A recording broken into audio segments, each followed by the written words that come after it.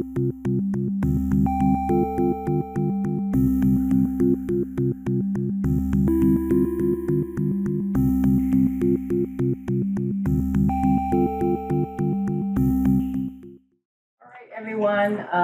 we will commence with the March 11th Finance Committee meeting.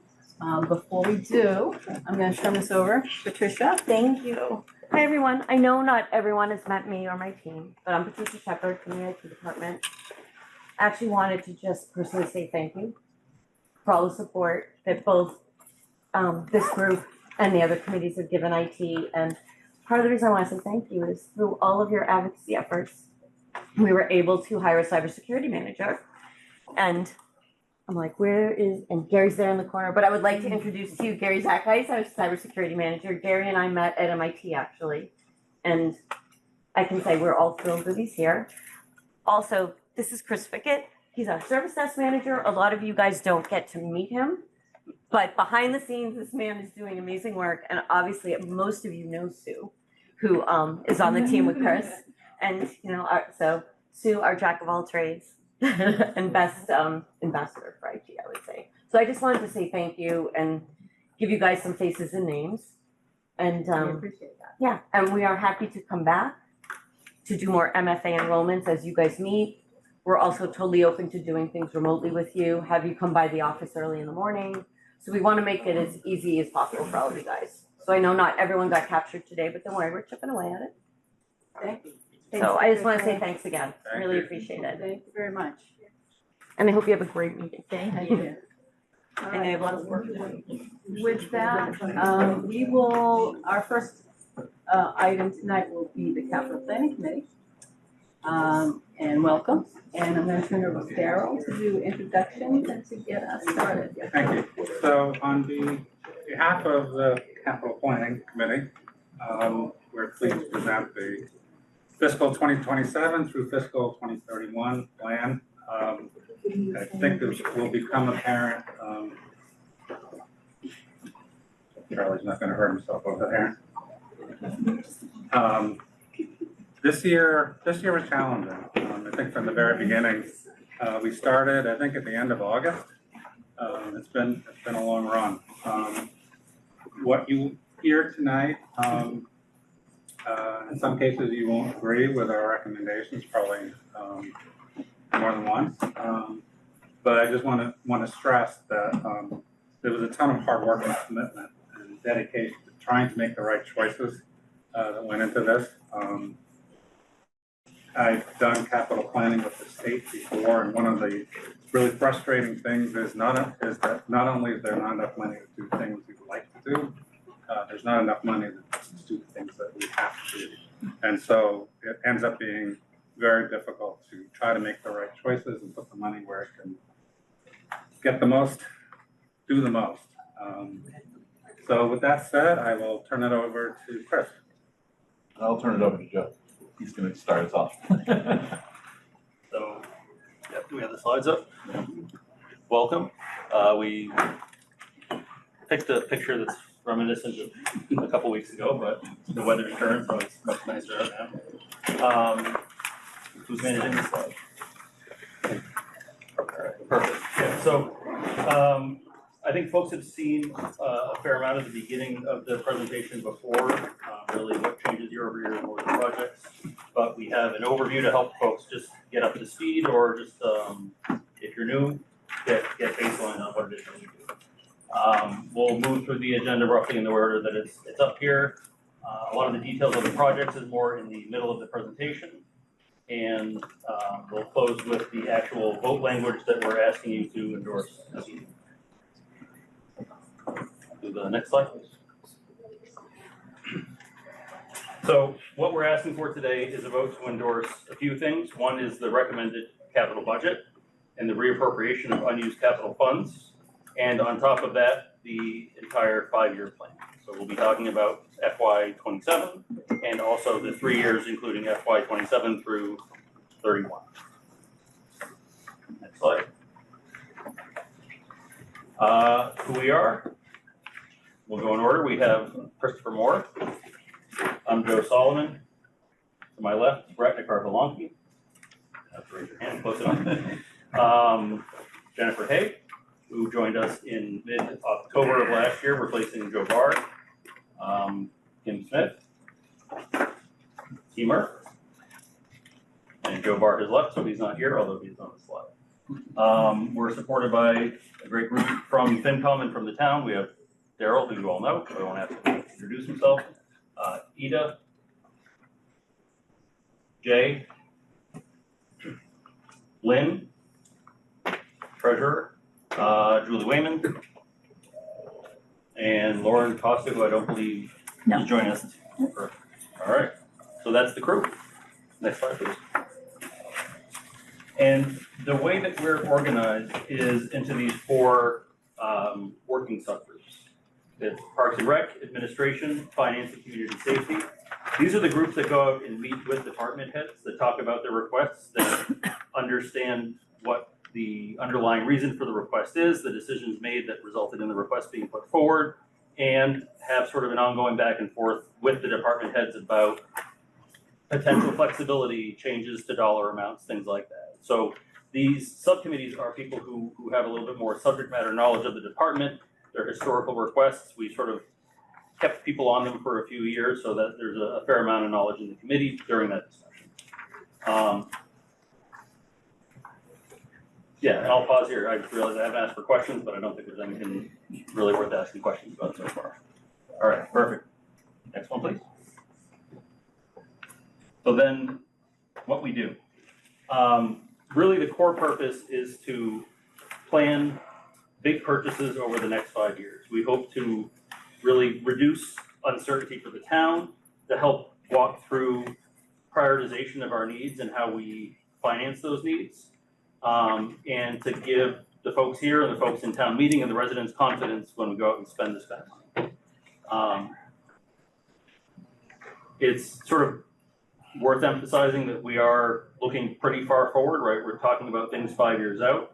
So I think it feels good to know that we're not just making a plan 1 year at a time. There's a lot of plans that are 5 years, 4 years, 3 years out, and it allows us to really think and make careful decisions about things that we add, take away. I feel good about it as a resident, but talking my own book here. Next slide, please. So what we do is we make this 5-year plan, and the rule that we live by is that the non-exempt capital spending is 5% of the adjusted town revenue. We go out, we solicit requests from the departments for the upcoming year and for the 4 years following. We meet with the departments to understand the clarity, the detail, and then discuss in the committee. We have a few things that we do. With the initial request, we'll vote on them. So every request is scored and prioritized that way. And then from that point on, we talk about timing. Do we bond for things? Do we pay cash? To make sure that we're within that financial rule of the 5%. We're not the first people that have done it, but we've been doing it for quite some time, since 1987, and it has worked so far. To Daryl's point, it was not easy this year, but it was a helpful guardrail to have. But we made it through. Next slide, please. We'll do a couple slides on what capital actually is. So capital asset has an expected useful life of at least 2 years and a unit cost of at least $3,000, or purchased in a program together so that the total price is over $25,000. This pushes smaller things into operating. So that's capital asset. In addition, we have capital improvement. So that's an improvement to an asset that could reasonably be expected to adapt that asset to a different use or lengthen the life of an asset beyond what would be expected with normal maintenance. I think once we get into the actual projects themselves, you start to get a better flavor of what capital is, but that's sort of an overview. So we'll give a quick few examples on the next slide here. So capital assets, vehicles like that, what do they call it, a snow monster or something? It's got a very cool name. Snow fighter. Snow fighter, not monster. Photocopiers, HVAC, audio equipment, things like that. Capital improvements could be wiring, a new roof, plumbing, lighting improvements, things like that. But I told you a lot of what it is. Our classic example of what it isn't is like painting, right? Painting can be capital, but only if it's like you're building a new building and you have to paint the walls. Then the painting is part of the project, it becomes part of the capital request, and that's it. If somebody comes in and says, I want to paint this room, we send them to you, I believe, right? So, next slide, please. So again, expenditures are in the capital plan only when they are for a capital improvement, the purchase or lease of a capital asset, or plans or studies that get us ready to do a capital improvement or purchase an asset. That's an interesting one. You'll see plans in here and you say, well, that's not a thing. It's considered part of capital because it's part of our pathway to getting a capital asset.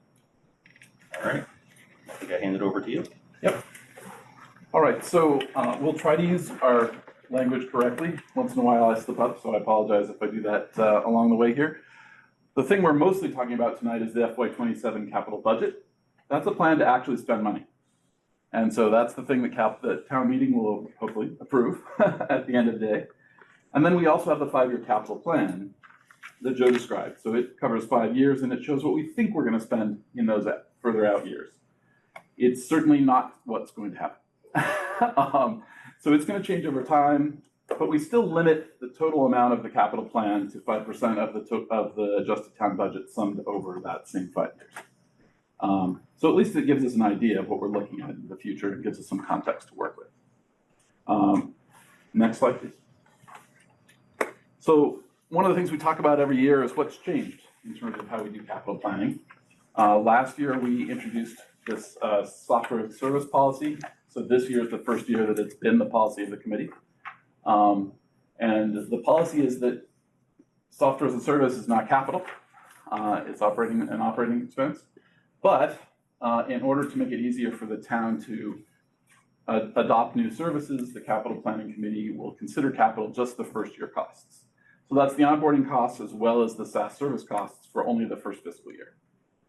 And that could be for a new project, we're putting something new on a SaaS service, or it could be for a transition from an old SaaS product to some new SaaS product. I think it's been relatively smooth in terms of applying this policy this year, the first year that we've done it. And you'll have some examples later on about times when it really changed decision making. Next slide, please. Another change is this question of calculating the 5% limit. 5% of exactly what? And due to the changes in the town administration, I had my first look at the long-range plan Excel sheet with actual formulas in it.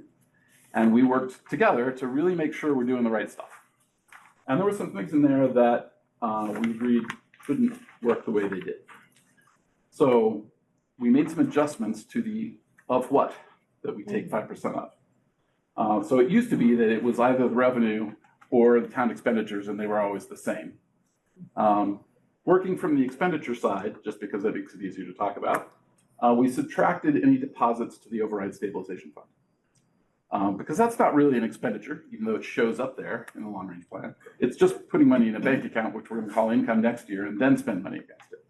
So it doesn't make sense to say we should spend 5% of that and then 5% again the next time it comes out. So that reduced this year's capital budget by $240,000. So it's a pretty substantial change. We also subtract the adjustments to the capital plan, which include things like contributions from town rental properties, ambulance reimbursements for ambulance capital, property offsets, and override promises. So it didn't make a lot of sense if we had this other funding mechanism coming into the capital plan to then say we'll take 5% of that too. So we subtracted that as well. It's a smaller change. This year we also, when we were sort of freezing the context of the plan, we're looking at the January 9th long range plan with override, and that plan planned for a $4 million deficit in the third year of the plan. that's something that's kind of new, but it didn't make sense to plan the capital plan as if that $4 million deficit didn't exist. So instead, what we did is we incorporated essentially an expected cut in spending that wasn't in the long range plan, but we figured somehow spending's going to have to go down because the budget's going to have to balance. So that removed $4 million from what we take 5% of, so 200,000 from the capital plan. And then the last thing we changed is in the past, we've subtracted enterprise fund expenditures. I think on the same notion that enterprise funds weren't really part of what we should be taking 5% of. But when I looked at all the formulas in the long range plan, I realized they'd already been subtracted out.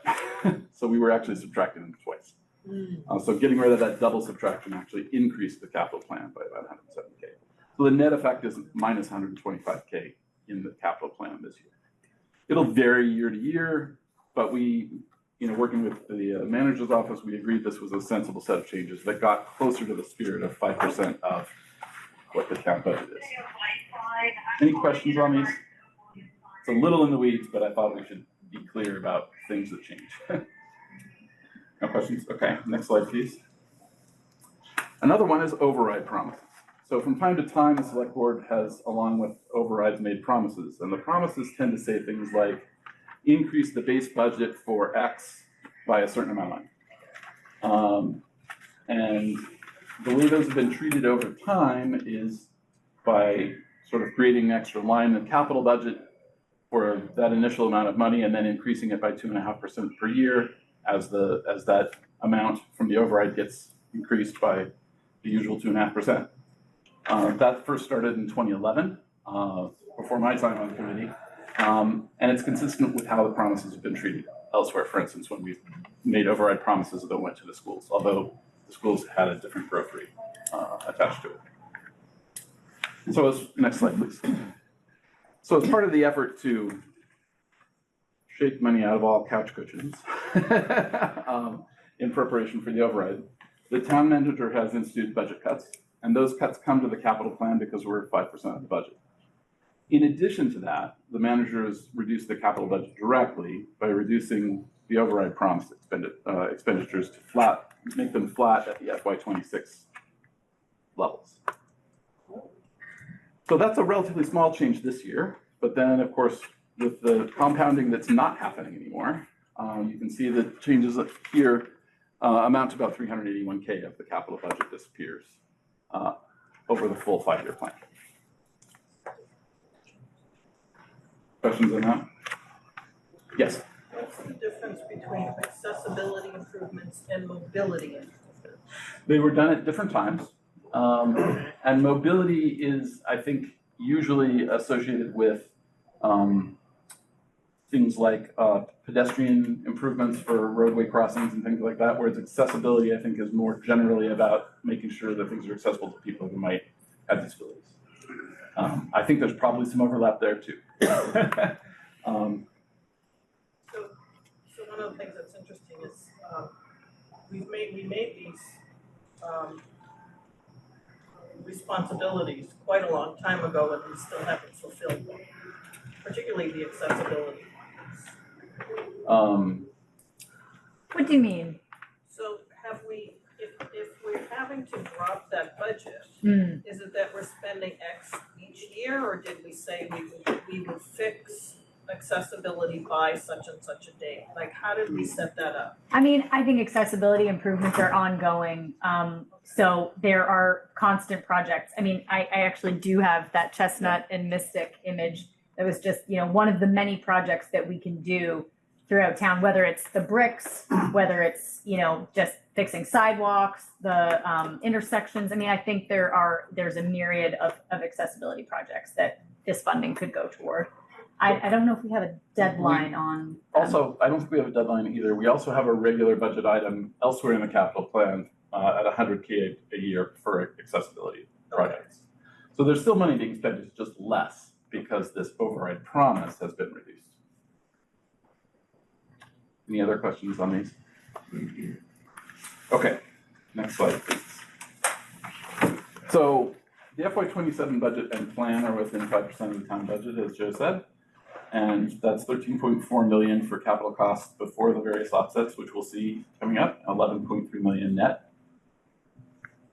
Every year we say the plan felt tight, it keeps getting worse, or at least it feels more difficult to actually come up with a balanced budget.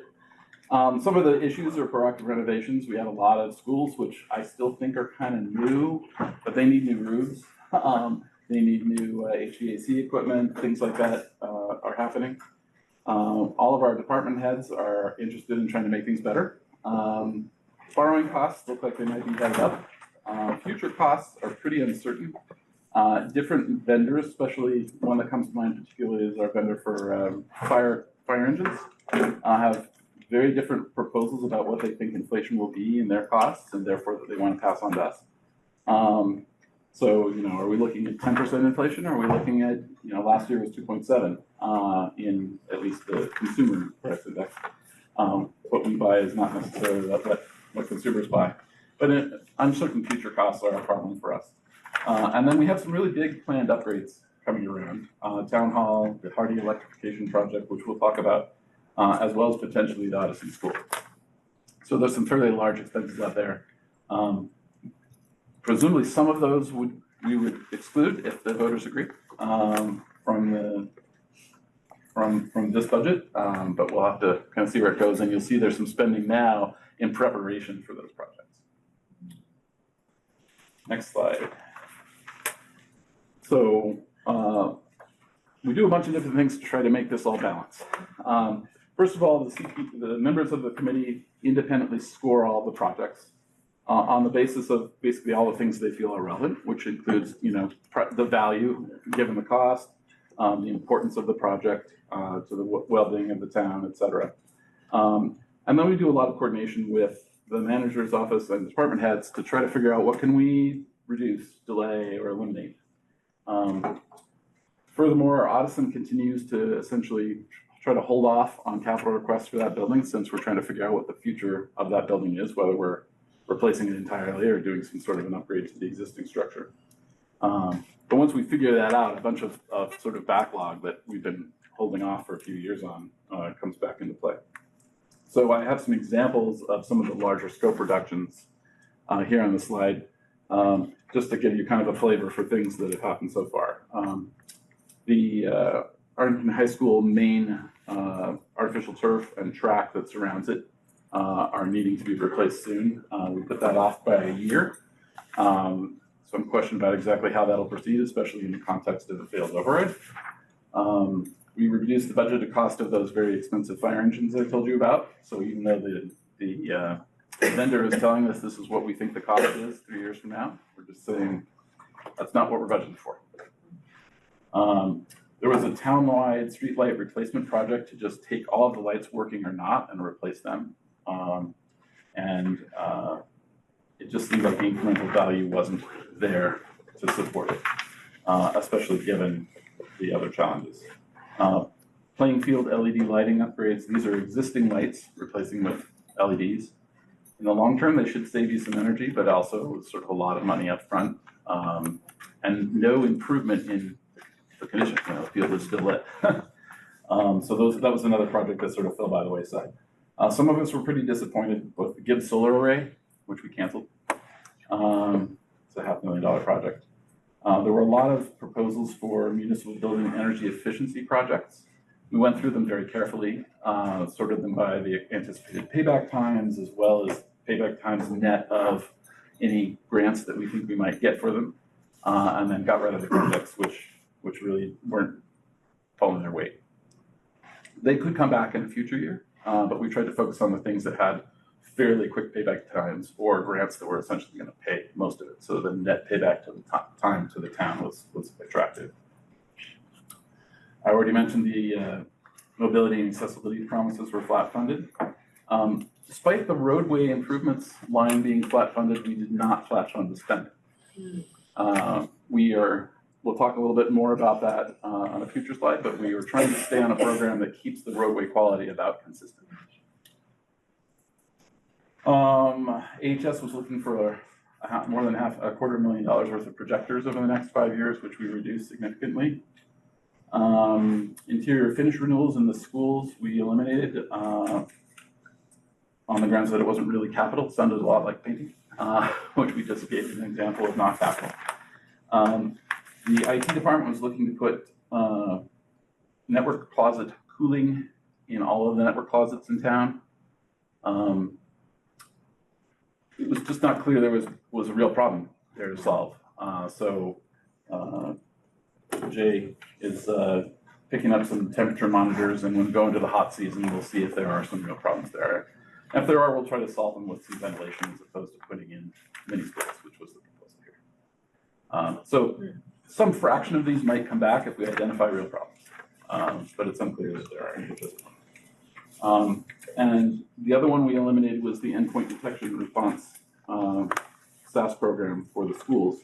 So this 225K is one of these SaaS projects where we would have spent that much in FY27, and then the schools would have picked it up for all of the succeeding years.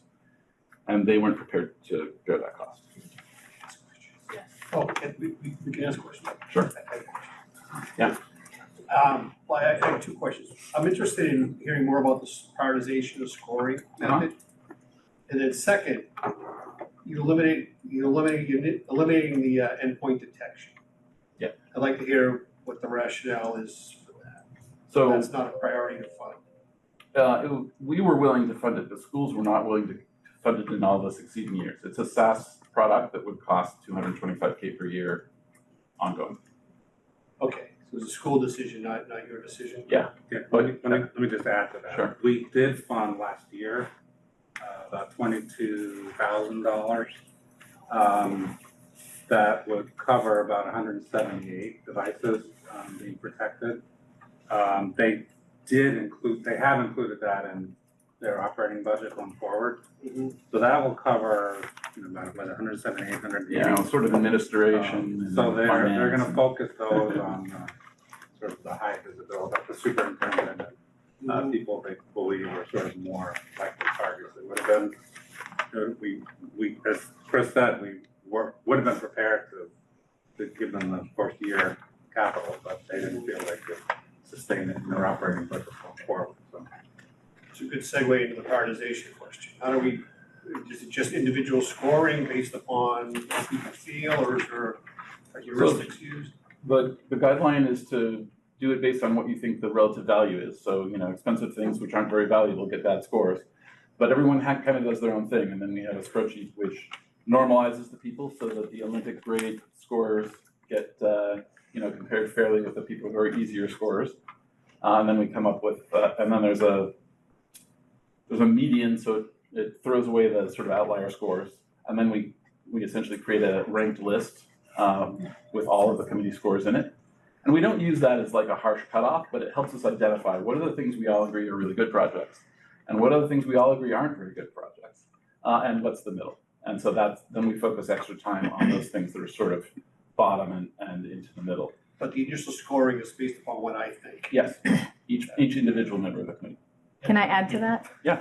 The department heads also give us their prioritization as well. So we use that as part of that process.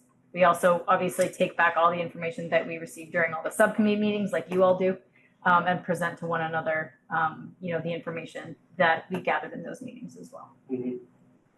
Okay, thank you. Carolyn, did you have a question on something so far? So the school is choosing to provide that for all of their administration staff? The endpoint detection? Yes. They are choosing to provide it for 178. So they get to choose.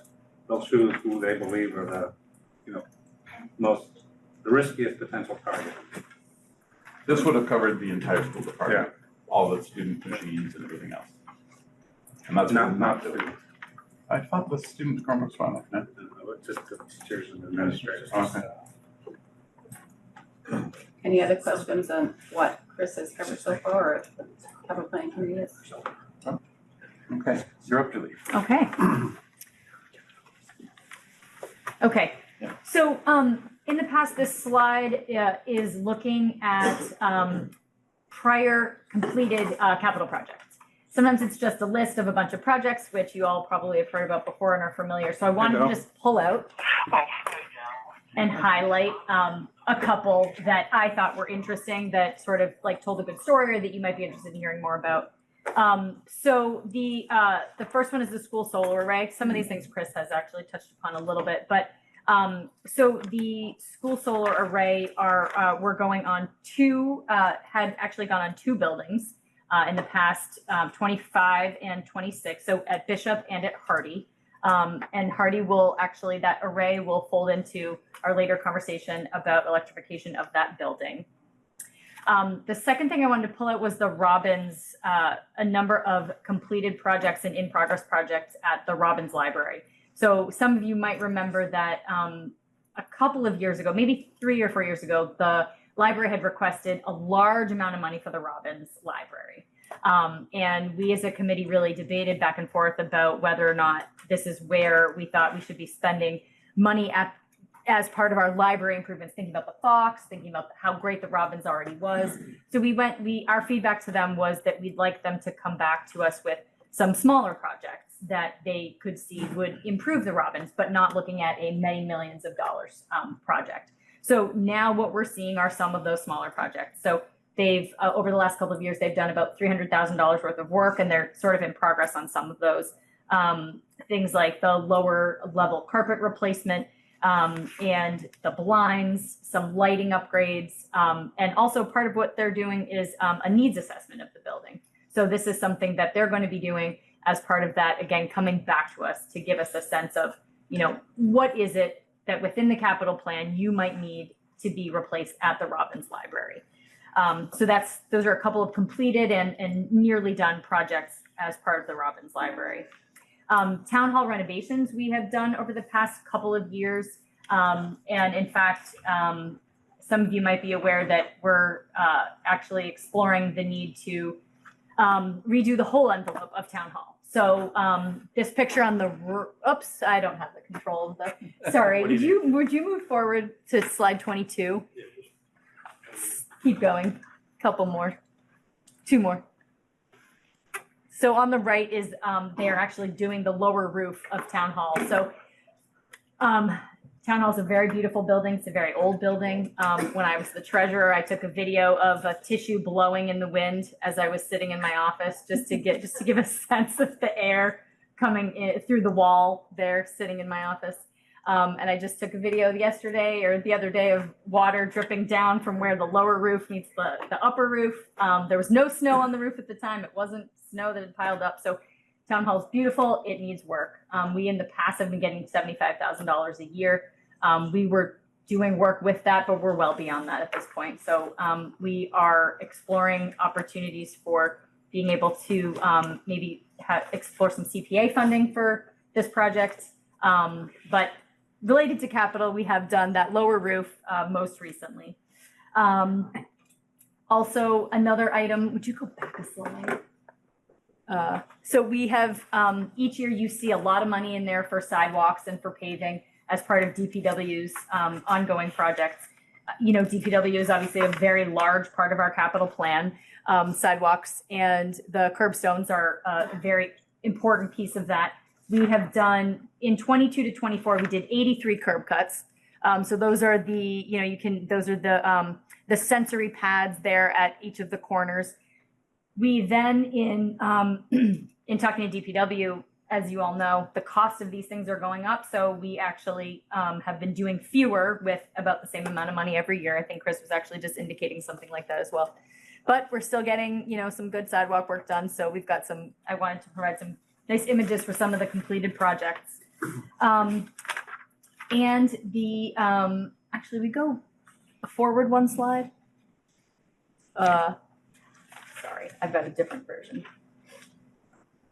Ahead two. Thank you.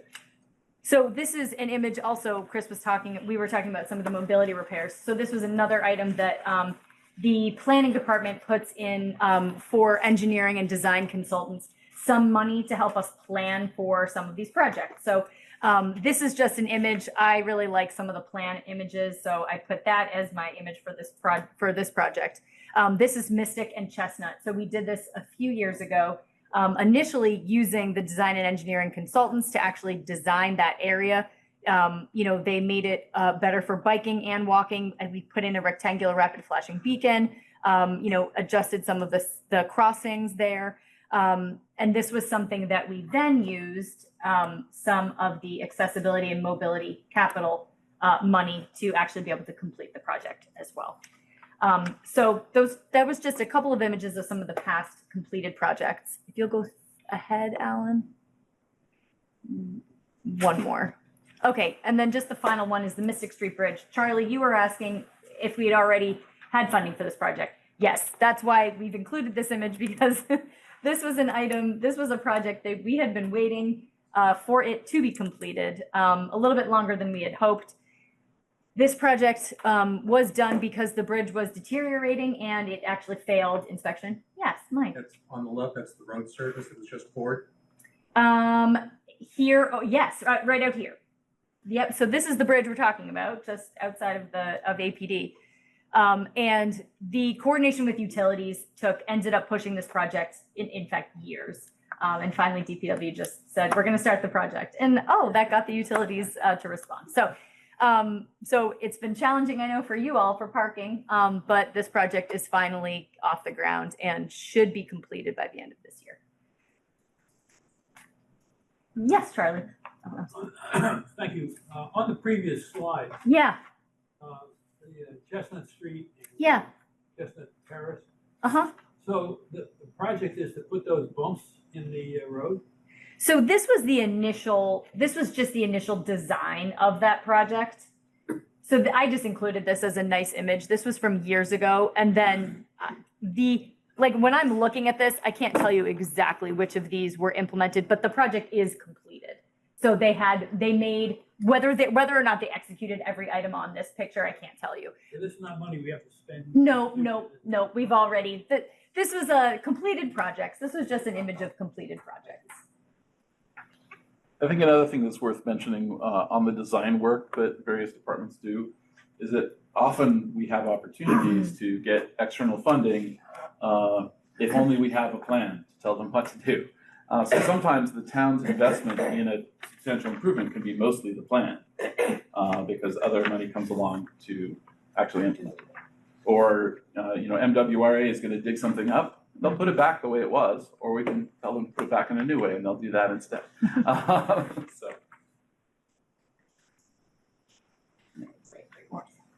Joe. I'm curious, so I get the plan, to what extent can our Department of Planning handle some of this work? Do we know? Not on the engineering side. They do kind of put together the idea of, okay, we need to do this, and they're helping on that side, but I don't think they have, professional engineering kind of experience. Sorry? DPW has engineers. They have some, but not enough. Yeah. Yeah, they were also hiring engineering help. I had a question on the sidewalks, ramps, and curbstones. Sure. When they do an entire, like at East Arlington, we had a couple roads, parallel roads, Arlo, Everett, all the streets and the sidewalks all done at the same time. Yeah. When they do the whole street and all the sidewalks, Mhm. do the sidewalks portion of that count under this, and the street portion count somewhere? They do. Okay. But as you're pointing out, yes, they tried to do them concurrently. Like Okay. if they are doing streets, he is hoping, Mike tries to do the sidewalks at the same time. Okay, but even when it's a bigger project, the Yeah. sidewalk comes out of this Yes. portion. Awesome. Thank you. Is this an appropriate time to ask a question on the town envelope project? Sure.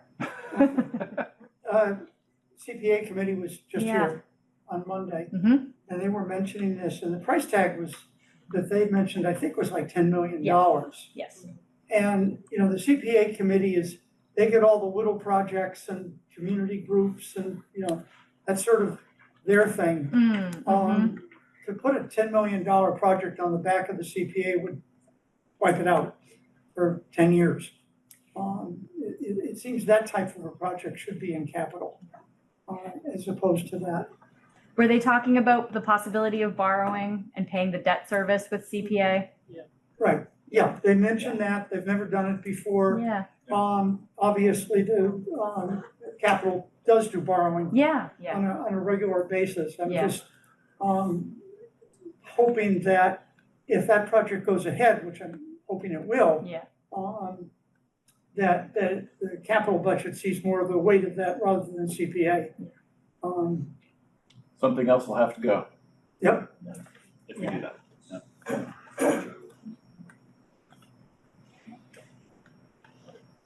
Okay. No. We're good. Let's go. Next slide. Yeah. And again. And again. There. Okay. Oh, it's still me. Okay.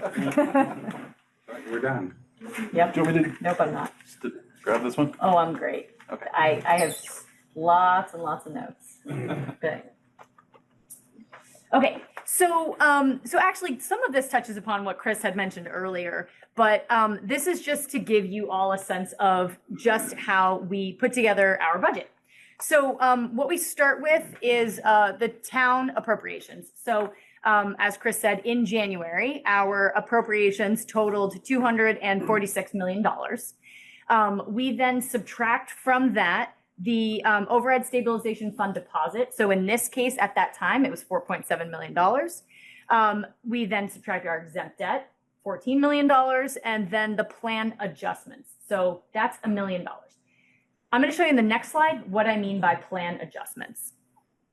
So then that comes out to, so that is a subtraction of about $20 million from the original appropriation amount. Then, so that comes down to about 226 million. We then take 5% of that number. That's how we decide what we're going to build our capital plan to. I think we can go to the next slide. The other piece is the Oh, will you go back? $2 million in 28 and 29, which we subtracted in anticipation that there will be cuts in order to balance the budget. Thank you. Okay, so oh, sure, go ahead, Charlie. Back on your prior slide of the $2 million for the 2 years that Chris just mentioned. So the 5-year plan, as I think I understand it, is the top line, right? The 5-year plan. The 1926 5-year plan. Long range plan. Is the top, the appropriations, yep, So that's the top line. yep.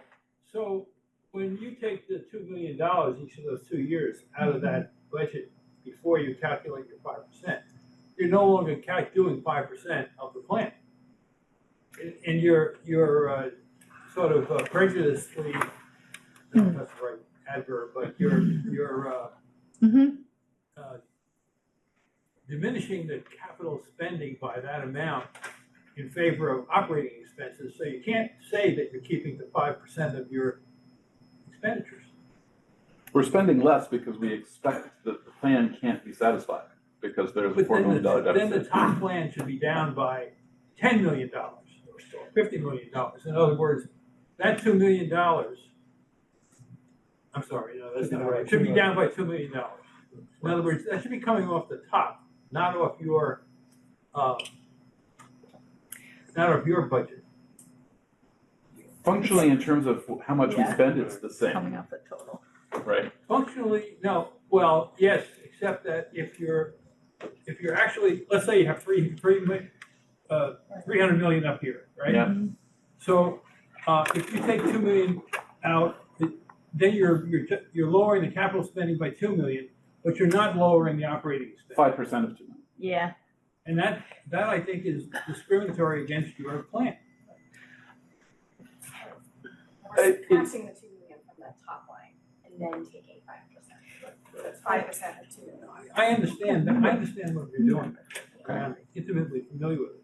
My question is, why aren't you taking the 2 million? Why is the top not reduced by $2 million? So at the time we took the plan and started building this, which was the long-range plan of January 9th, the long-range plan showed a deficit in year 2 and 3, which is not our normal way of operating. Normally, we have in the past made the override enough to give us a level service budget, so there were no deficits built in.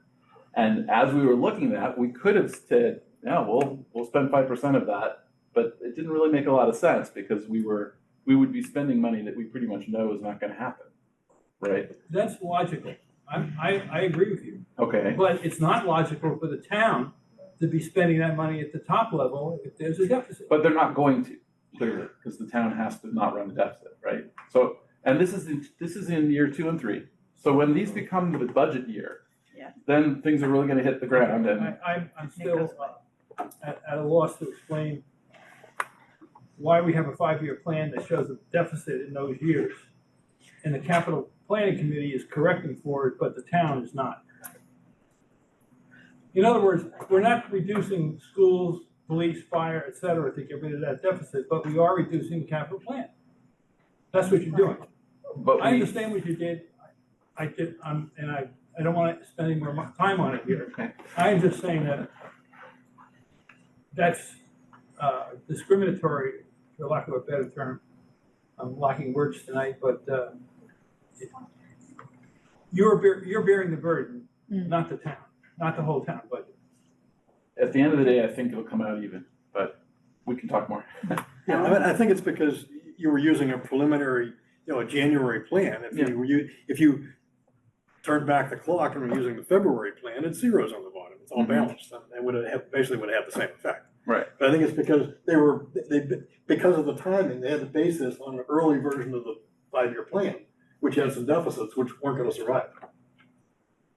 So you're saying that the difference between the January plan and wherever it is today is $2 million in that column? I don't know whether revenues or expenses were adjusted, but I just know the 5-year plan we're working on now has zeros for the next 3 years. I mean, it's balanced for the next 3 years. Okay. I think it's just because they were using sort of a draft version of the plan, because they had to, take a snapshot at some point to work. Right. If we don't take a snapshot, then we end up chasing 5% differences around, which end up wasting a lot of time And how can you for no plan if benefit. it's, Yeah, and this is all in the plan years. So when those become the budget year, we'll end up straight. Okay, so this is 226, right? Just remember that number. You'll go to the next slide, Alan. Okay, so that 226 filters in to this chart here. So pro forma budget of $226 million. We then are saying that 5% of that is $11.3 million. So we ultimately, this is our goal, to see 5% in the plan as a percent at 5%. And we also would like to get the variance from budget as close to zero as possible. We got it to $58. Over the 5 years of the plan, we also aim for this 5-year total to also say 5%. It says 4.99, as you can see. And we're, we have $76,000 to work with over the 5 years of our plan. In the past, some of you might remember that we worked very hard to try to get all of the years at 5%. Well, we came to the realization or the conclusion that it didn't really make sense to go through that effort of moving projects from year to year just to get 5% across the board, because we know that next year we're going to get more projects. We may get different projects. When it comes for that next year that you're actually budgeting for, things look a little bit different. So as long as over the course of the 5 years of the plan, we are at or below 5%. So that's so that bottom portion, that pro forma budget, that's how we're determining what we can spend as part of in the capital plan. We then, if you actually go up to the top, this is what we end up spending. These are end up being the sources of funding at the top. The next slide goes into a description of sources of funding, and I'm just going to do it here because this is where you can actually see it. So we have prior debt service for prior projects, right? And I was looking back at our debt service. So we have got debt from about projects going back about 15 years. So that makes up this existing debt service of $7.3 million. So we have so we start by saying, okay, of this 11 million, 7 million has to be debt service that we're paying on old projects. We then also anticipate what the debt service will be that for the projects we're borrowing for right now, as we speak. Lynn, the treasurer, is working on putting together this borrowing. These are projects that were approved at last town meeting, but they're fiscal 26 projects, right? So we don't yet have that debt service built into our plan. So we have to anticipate what it is. So we have anticipated $925,000 to account for the borrowing Lynn is doing right now. So then when we subtract those two items, we're left with about $5 million that we can spend in cash. you'll see that that means that we're spending $13 million. Okay, that's more than 11 million. Well, that's because we've got this whole group in the middle here of funds that we're actually able to reduce our spend by. And so the top 5 lines are other funding sources. So we've got a couple of places where we bring money in that does not come into the general fund that we're then able to say, actually, we want credit for that money that came in. So the first are the antenna funds. So we've got a number of antennas around town that many years ago, the decision was made that that money would go to offset the debt service for recreation projects. So that's what we do. So we've got about $219,000 that we are of debt service that's getting paid for through those funds. The next are capital carry forwards. So this is unspent funds, right, from prior capital projects. Department heads say, yep, I'm done with the projects. You can take that remaining $20,000 and reappropriate it. So that's what we do.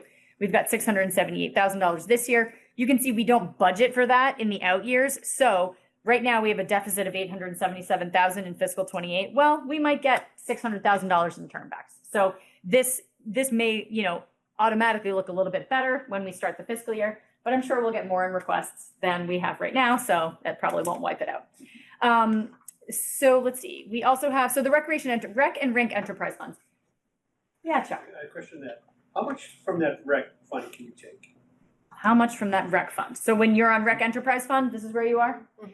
So how much can we take? I wouldn't take more than their debt service that they have outstanding, essentially. This is, so $65,000 is what we are charging them right now. They do have a bit more than that in debt service. Some of that is certainly covered by the $219,000 that we are using from antenna funds. And some of their debt service, to be honest, is something that isn't necessarily just paid, wouldn't be appropriate to just use. This is just the debt service. Okay, sorry. Yeah. That's okay. So some of the debt service for something like the res, that's a rec project, but the res is open to the public. You don't have to pay to walk around the res and use that wonderful asset, right? So it wouldn't be appropriate for us to pay all of the debt service for the res using rec funds, right? Those are paid for by users, yep. Right? Okay. So that's rink and rec. Okay, so the rink as well. So the rink also has some prior capital projects that we then ask them to pay the debt service on. So that's where we're getting these lines here in the top. Those are some of our offsets. And then the bottom here, these are the adjustments. So on that prior slide, you saw about $1 million in adjustments to the plan. That's these lines here. So as Chris was saying, these are those 3 override promises. That's about almost $1 million. That's in the $900,000. And then we have a couple of town-owned properties that we get rent for, and we also receive a little bit of money for capital projects. So if we do capital projects, we have debt service for those projects. We then use these funds to offset those costs. And that brings us down to the $11.3 million. I hope you all followed that. Okay. Alan? Oh, sure. Yeah, thank you. I don't have last year's version of this in front of me, but Okay. the override commitments, would Yeah. those have been flat last year, or is the flatness a new The thing? flatness is It's a new new. feature. Flatness a new thing. So Okay. these are these were the same in 26. Yeah. If you were to look back. We find them at the 26. That's what you were talking about before, flattening out the commitments. Carolyn? So, enterprise funds now cover all of salaries and benefits within the fees. So are you saying that all of salaries, benefits, and all of their debt service is paid for by fees then?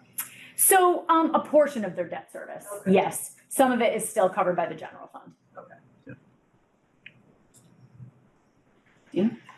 So I have a few questions. I think I can ask one here because I think it's probably the best place. I don't know, there's no real natural spot, but so within the exempt and non-exempt budgets are these large items, and thankfully they don't last forever, right? And then but then you always have other like looming large items on the horizon. And I think something that would be helpful, and I don't know if it would actually be helpful, but yes, it might be helpful, let me say that, is when whether it's the residents or committees or whoever are contemplating the next large project, to understand when other things drop Yeah. off. And so like the example I would give you, right, is, and it may not be a perfect, I know we don't live in a perfect world, right? But, there's talk beginning about dealing or doing something at the Audison Middle School, Yes. okay? But we also have we have some, at some point, the Gibbs project has to fall off. That's an exempt project. Yeah, I guess the high school's never gonna fall off, like that Never. feels like it's huge up Truly. there forever. not in our life. No, but like our obligation for Minuteman's gonna fall off Yeah. at some point, Yeah, I feel like there would be some value in understanding, Mm-hmm. and maybe there's no opportunity, right? Maybe it's like, well, there's no opportunity to lower the burden on the taxpayers because this item's gonna fall off your bill 5 years after we're gonna pay for this item, so you're gonna be kind of stuck with both. It's like if you have 2 cars in your house and, you're trying to not pay for 2 car payments at the same time, but you have to, right? Like, just works with that. But it would also be nice to understand what the long term Sure. it is. That's Yeah. just my thought on it. Past 5 years. Or just moving forward, like, Yeah. what is it, like, how much longer is, if I just had to spitball it, right? I think we opened the Gibbs Yeah. around like 2018, Yeah. right? So it's let's say it's a 20-year bonding, I made that up, you'd be off in 2038, right? I don't know if that's true, maybe the 30-year bonding, right? But you just start to figure out, at least I think it has some help in trying to figure out what could happen and when it could happen and things of that nature. Like the elementary schools all kind of rolled off one at a time, I think. Actually the Stratton's probably. We in just the finished Dallin. Yeah, the Dallin and the Yeah. Stratton, but the Stratton's probably in the non-exempt budget right now, actually, now that I think about it. Probably hanging out there somewhere. So Exactly. you see my point though, it's Yes, it'd be we nice do. to know if Yeah. they're big numbers, Yep. and when they fall off and how that kind of alleviates any type of pressure. If you look at the prior non-exempt debt service line in our budget, that covers the non-exempt projects. So but they're all kind of rolled into one, so you just see the amount. No, it's $1 million drop in the next 5 years, I Yeah. wonder what that is.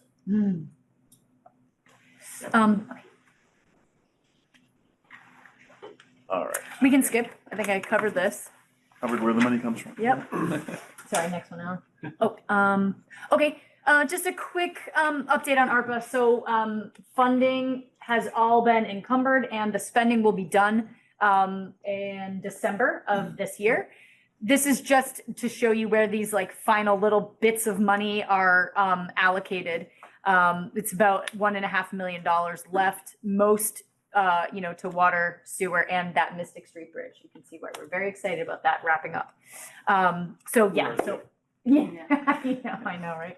So yeah, ARPA will be done by the end of this calendar year. Go ahead, Charlie.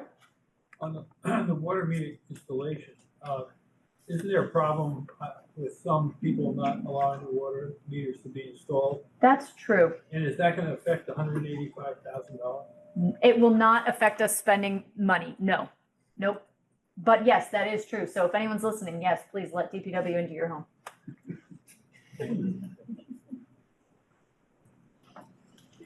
We don't have that big an audience, do we? Hundreds of thousands is listening. Okay, so this is a look at the acquisition cost of our projects. That just means what the price tag is. It doesn't necessarily mean what we pay for an item every year because some things we borrow, so we just pay debt service on it. But it's also the way that we organize this presentation. So we organize it by the department goes first who spends the most money, or who asks for the most money. The first is Public Works. Though, as I was kind of, going through these slides, I do want to point out that $4.5 million is water sewer requests. So I don't think it's fair to just say DPW is requesting all of this money. They would bump down to the 4th place if we were to get rid of water sewer. So, And water sewer is paid by the water sewer enterprise fund. yes, So it's so not coming out of the capital. yeah, so I think that was important to mention. But so this is just how we organize it, and we wanted, let's see, oh, right. So I just did want to point out this was such a big outlier. I wanted to point out what that was. So that 4.5 in Public Works is actually is water sewer. In the facilities, this 150,000 is for the Parmenter bathroom. So this is actually paid for by the rec enterprise fund. So that's why it's under the other category here. think that's all really it's important to mention here. I mean, it's a nice slide to give you a sense of where the requests were. Again, just the acquisition costs. You can see what the funding sources and where we end up paying for things, plan to pay for things. But this is just also the organization of our presentation as we move forward. Is there a question? So we minus 2.8 from public works to get from the 4.595 to get what's water and sewer. Yeah. You subtract, oh, down here. Yeah. Includes 2.8 for water sewer fund. Why is it only 2.8 Yeah. though? There's some other projects in there, other funded projects in there. Oh, okay. Oh, yes, I'm sorry. That's right, chapter 90 and other things. Yeah. Yes, sorry about that. That's a great call. It wasn't all water sewer. Thank you. 2.8 is water sewer. Rebecca? Thank you. I just wanna make sure I understand this correctly. These were the requests, this is not what you ended up? No, this is funded. This is Well, funded, in the plan. but yeah. something might cost, the acquisition for something might be $1 million. Well, that's what the project costs, but then we end up paying $100,000 per year in debt service. Because you're bonding and. Exactly. So that's why this is like such a large number, because ultimately we pay that debt service on our much larger projects. Thank you.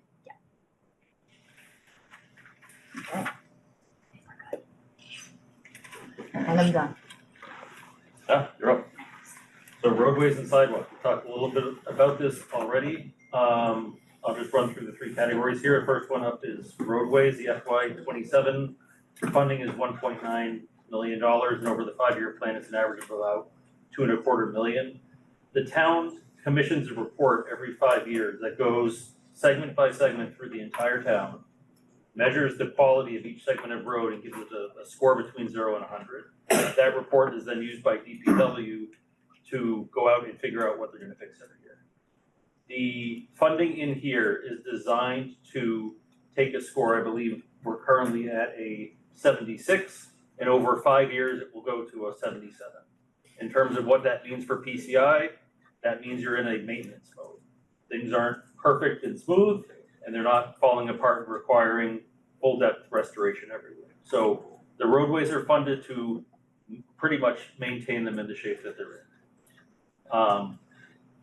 It is very expensive to move that score up, if that's what you're getting at. As long as we're not near Belmont. Exactly. They are bad. No, that was her This- yeah. We make the worst. Yeah, and I know this is sort of, it's a big amount of money, it's something that people care a lot about, so I just wanna make sure that's crystal clear at a high level. Great. The next is sidewalks, curbs, and ramps. That's funded at just a bit over $1 million per year. A little over 10% of that is coming from CDBG money. The sort of theory behind that is a 2015 study that said we have $26 million of backlog work. Obviously, again, you can't put $20 million out per year. We are working away at it year by year, and the average spend is about $1 million over the 5-year plan. So we'll progress on it, but slowly. And the backlog includes, for instance, sidewalks that don't even exist. Yeah, You know, that we'd like to have someday. yeah. Last up is the mobility improvements. This is $205,000, and as Chris mentioned, this is now fixed over the entire 5-year plan. The plan for FY 27 is, you know, as we talked about, pedestrian safety crossing improvements, the flashing lights at crosswalks, bump outs, things of that nature. So any questions on the 3 categories there? Perfect. Oh, Speaking as a town meeting member, I get a lot of questions about streets and sidewalks and stuff. Are the reports, like the PCI report, are they available publicly on the website? I don't think they're on their website, but if you They want, I should be can available. tell you what your score is for your road and how much it would cost. Well, it's not me, but I get a lot of Yeah, questions yeah. about when's the road gonna pay. It's for friends. Yeah, I think it's really interesting, like I read through it and all that, Yeah. but I think the concept of PCI, even the sort of, the committee has come around to a better understanding. If you go to somebody and say, hey, your roads are a C+, you're not gonna be happy with that. Like, you're gonna inherently want to be a B+, an A+. It is millions and millions of dollars per year for multiple years to get to what I think people are inherently going to want. There was a thread on one of these Arlington email chains about somebody on Academy Street And it was, I think, $165,000 to fix their street. Like, that's a big chunk of the roadway budget every year, and you really gotta think about, like, how bad is it? Will we get grant money through a different, like, it's a tough story to tell by just throwing this. But as you mentioned, there's a lot of interest in those things, so, you know, Yeah, making it available. Alan Tosti? Is this the total amount of money we spend on roadways, or is this the local money, then we add chapter 90 money to it? This is the total, Okay, so that includes revenue from chapter 90? yes. Yeah, again, it comes down to trying to be as technical as possible. We follow the engineer's guidance. We try to keep the score where it is so things aren't falling apart, because when they fall apart, they cost 20 times as much to fix. And to make the score go up significantly is money we know we don't have. So what was our score now? 76, and I'll check in with you in 5 years, we'll be to 77. We hope. What letter grade is that? The letter grades make it feel real bad. We're in the high C's, we'll go with that. Okay. Topher, and then Michael, and then Charlie? Yeah, so I see the sidewalks, curbs, and ramps. Is there a similar score? No, unfortunately, and there's not a regular report. We're still going off at 2015 inventory that just said, to Chris's point, like, you don't have a sidewalk here, that's really expensive. You have one that's breaking and you need to replace it and it costs this much. So it may be worth suggesting that to DPW to re-up Because that. I'm also thinking it's a 26.1 million backlog from 11 years ago. Well, you know, that's gonna continue to, things are gonna deteriorate, that's gonna continue to increase. Yeah. So at $1 million a year, it's not 26 years to do it, it's probably. More. Yeah, absolutely. Yep. Fortunately, the sidewalks last longer than the roads. I realize that, that's where. That helps, but yeah, I think I agree. A more updated and sort of continuous management of that. I would be think there was nice. something that showed conditions of sidewalks like red, yellow, green. I thought it seemed something like that. I think that report It had might have that. been in that report, yeah. It's like, it's a map of the town and you'll see Yeah. lines in there, yep, that's it, yep. Yeah, it showed, but I thought there was one, you know, maybe it's not a number, but at least red, yellow, green. Yes. Michael? What's the standard deviation that gets us to the average of 77 PCI? 2/3 of the roads in town are between this number and that number. Do you have that? It's in the report. So we could pass that around. Charlie? Thank you, Madam Chair. So candidly, I'm under the impression that the roads aren't doing as well as they used to be doing. And I understand the PCI report, but I'm wondering if the PCI score actually tracks what I see as a major problem on roads, and that is that we have these utilities that come in and they, you know, they fix the gas line or they do something to the water pipes or whatever, and they leave a cut in the road and it's never restored. I mean, I've seen roads that the town has put back in pristine condition, and 6 months or 10 months later, it gets cut up, and then there's a big, you know, for 3 blocks, there's a strip in the middle, that's a bump, and it's never back where it was. Yeah, How do Phil, we he probably knows better, but that, Sure. we try to coordinate. Yeah, to the that's degree what I would have possible, said. yeah. So, I believe this is, well, so Pleasant Street is having a lot of work done, and, you know, that, you know, so knowing that that's happening now, I believe this is still true. We, as Joe said, have an opportunity to coordinate to say, don't spend money on repaving it, you know, to the utilities. We'll take the money and we will eventually put it toward a much larger repavement project. I think we're going to be doing that in another area of town as well. But yes, that we can actually have a discussion as opposed to letting them do that. If we plan to do a much larger repaving, we can put it as toward that project to then repave the full street, as opposed to just doing a strip. I'm sure it's not always possible, but when we can coordinate, I know we have and plan to do it in the future as well. Topher? Yeah, thank you.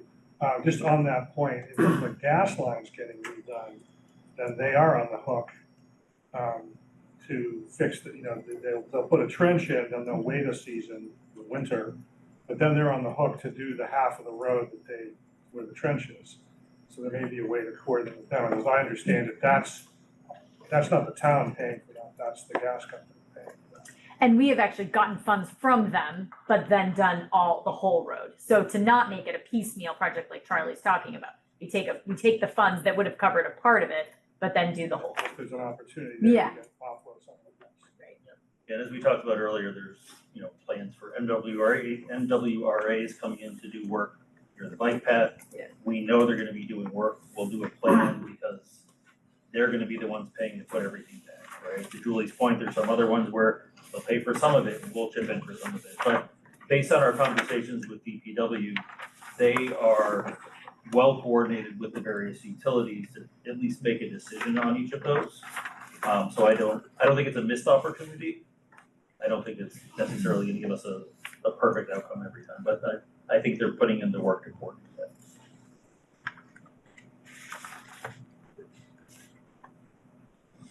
Am I done? Okay, the cemetery has requested to expand capacity at their columbarium. They anticipate that it will run out of space in 2031. And so they want to install a second wall that will have niches on both sides. The total cost is $500,000 in FY27. However, that will be paid for out of the sale of lots and graves. They don't anticipate any increase to the cost that they will charge people to purchase a niche. And so based on that flat funding, they anticipate that this expansion project will bring in $652,000 additional revenue. So it's a self-funded project.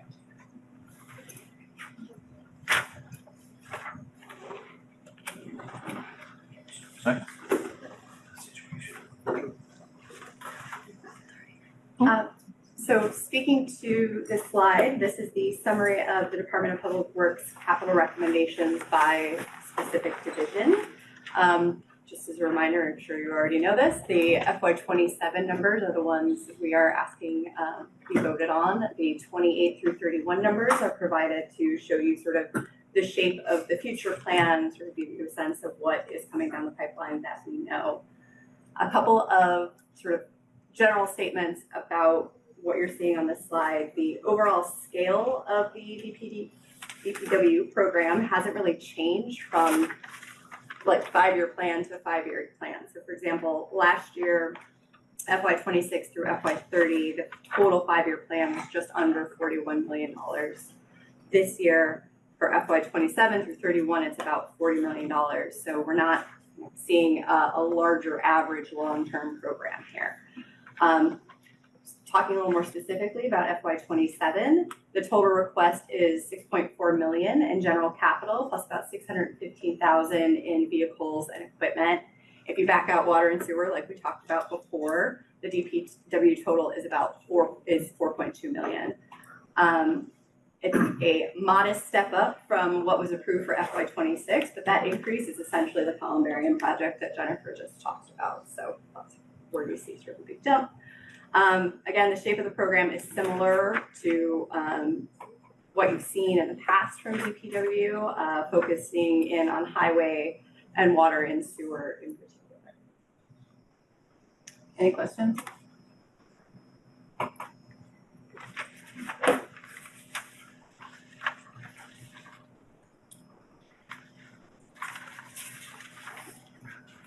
Okay. All right, so I am going to talk quickly about 2 potential projects that could be very exciting. So one is, the first is the Hardy School HVAC electrification. So this is in the capital plan right now in 2 different years. So fiscal 27, we have at $375,000. This is the feasibility study for this project. If that feasibility study does turn out to tell us that we could potentially do a really great project that we find affordable, that we are able to do in town, then we have a fiscal 28 number of about $4.5 million for this project. That feasibility study needs to tell us a number of different things. So right now, the array of possibilities is very large. I've spent a lot of time with Talia Fox in town learning all about all the work she's done to apply for as many possible grants as she can. You can see by all the different colors on the spreadsheet, that's how many different potential funding sources she is chasing for us to help bring down the cost of this project. This project could look like geothermal. It could be air source heat pumps. It could cost $13 million. It could cost $10 million. We might be able to get several millions of dollars in grants, which might mean to the town it only costs us $1.8 million. If not, we'd still be on the hook for about $10 million. So there's a lot of questions that need to be answered in this first year of funding with this $375,000. And to determine whether or not we even go forward with the project beyond that first year. But Hardy is, I think it's the third largest, the school using up like the third highest amount of energy. The other thing to keep in mind is that the HVAC in this building is at end of life. So even if we weren't to go with electrification and moving toward geothermal or air source heat pumps, we would need to do a replacement. So we would still need to be spending a couple $1 million for replacing that equipment anyway. So this is not a project that has there will be costs to updating the equipment at Hardy, whether or not we go forward with this.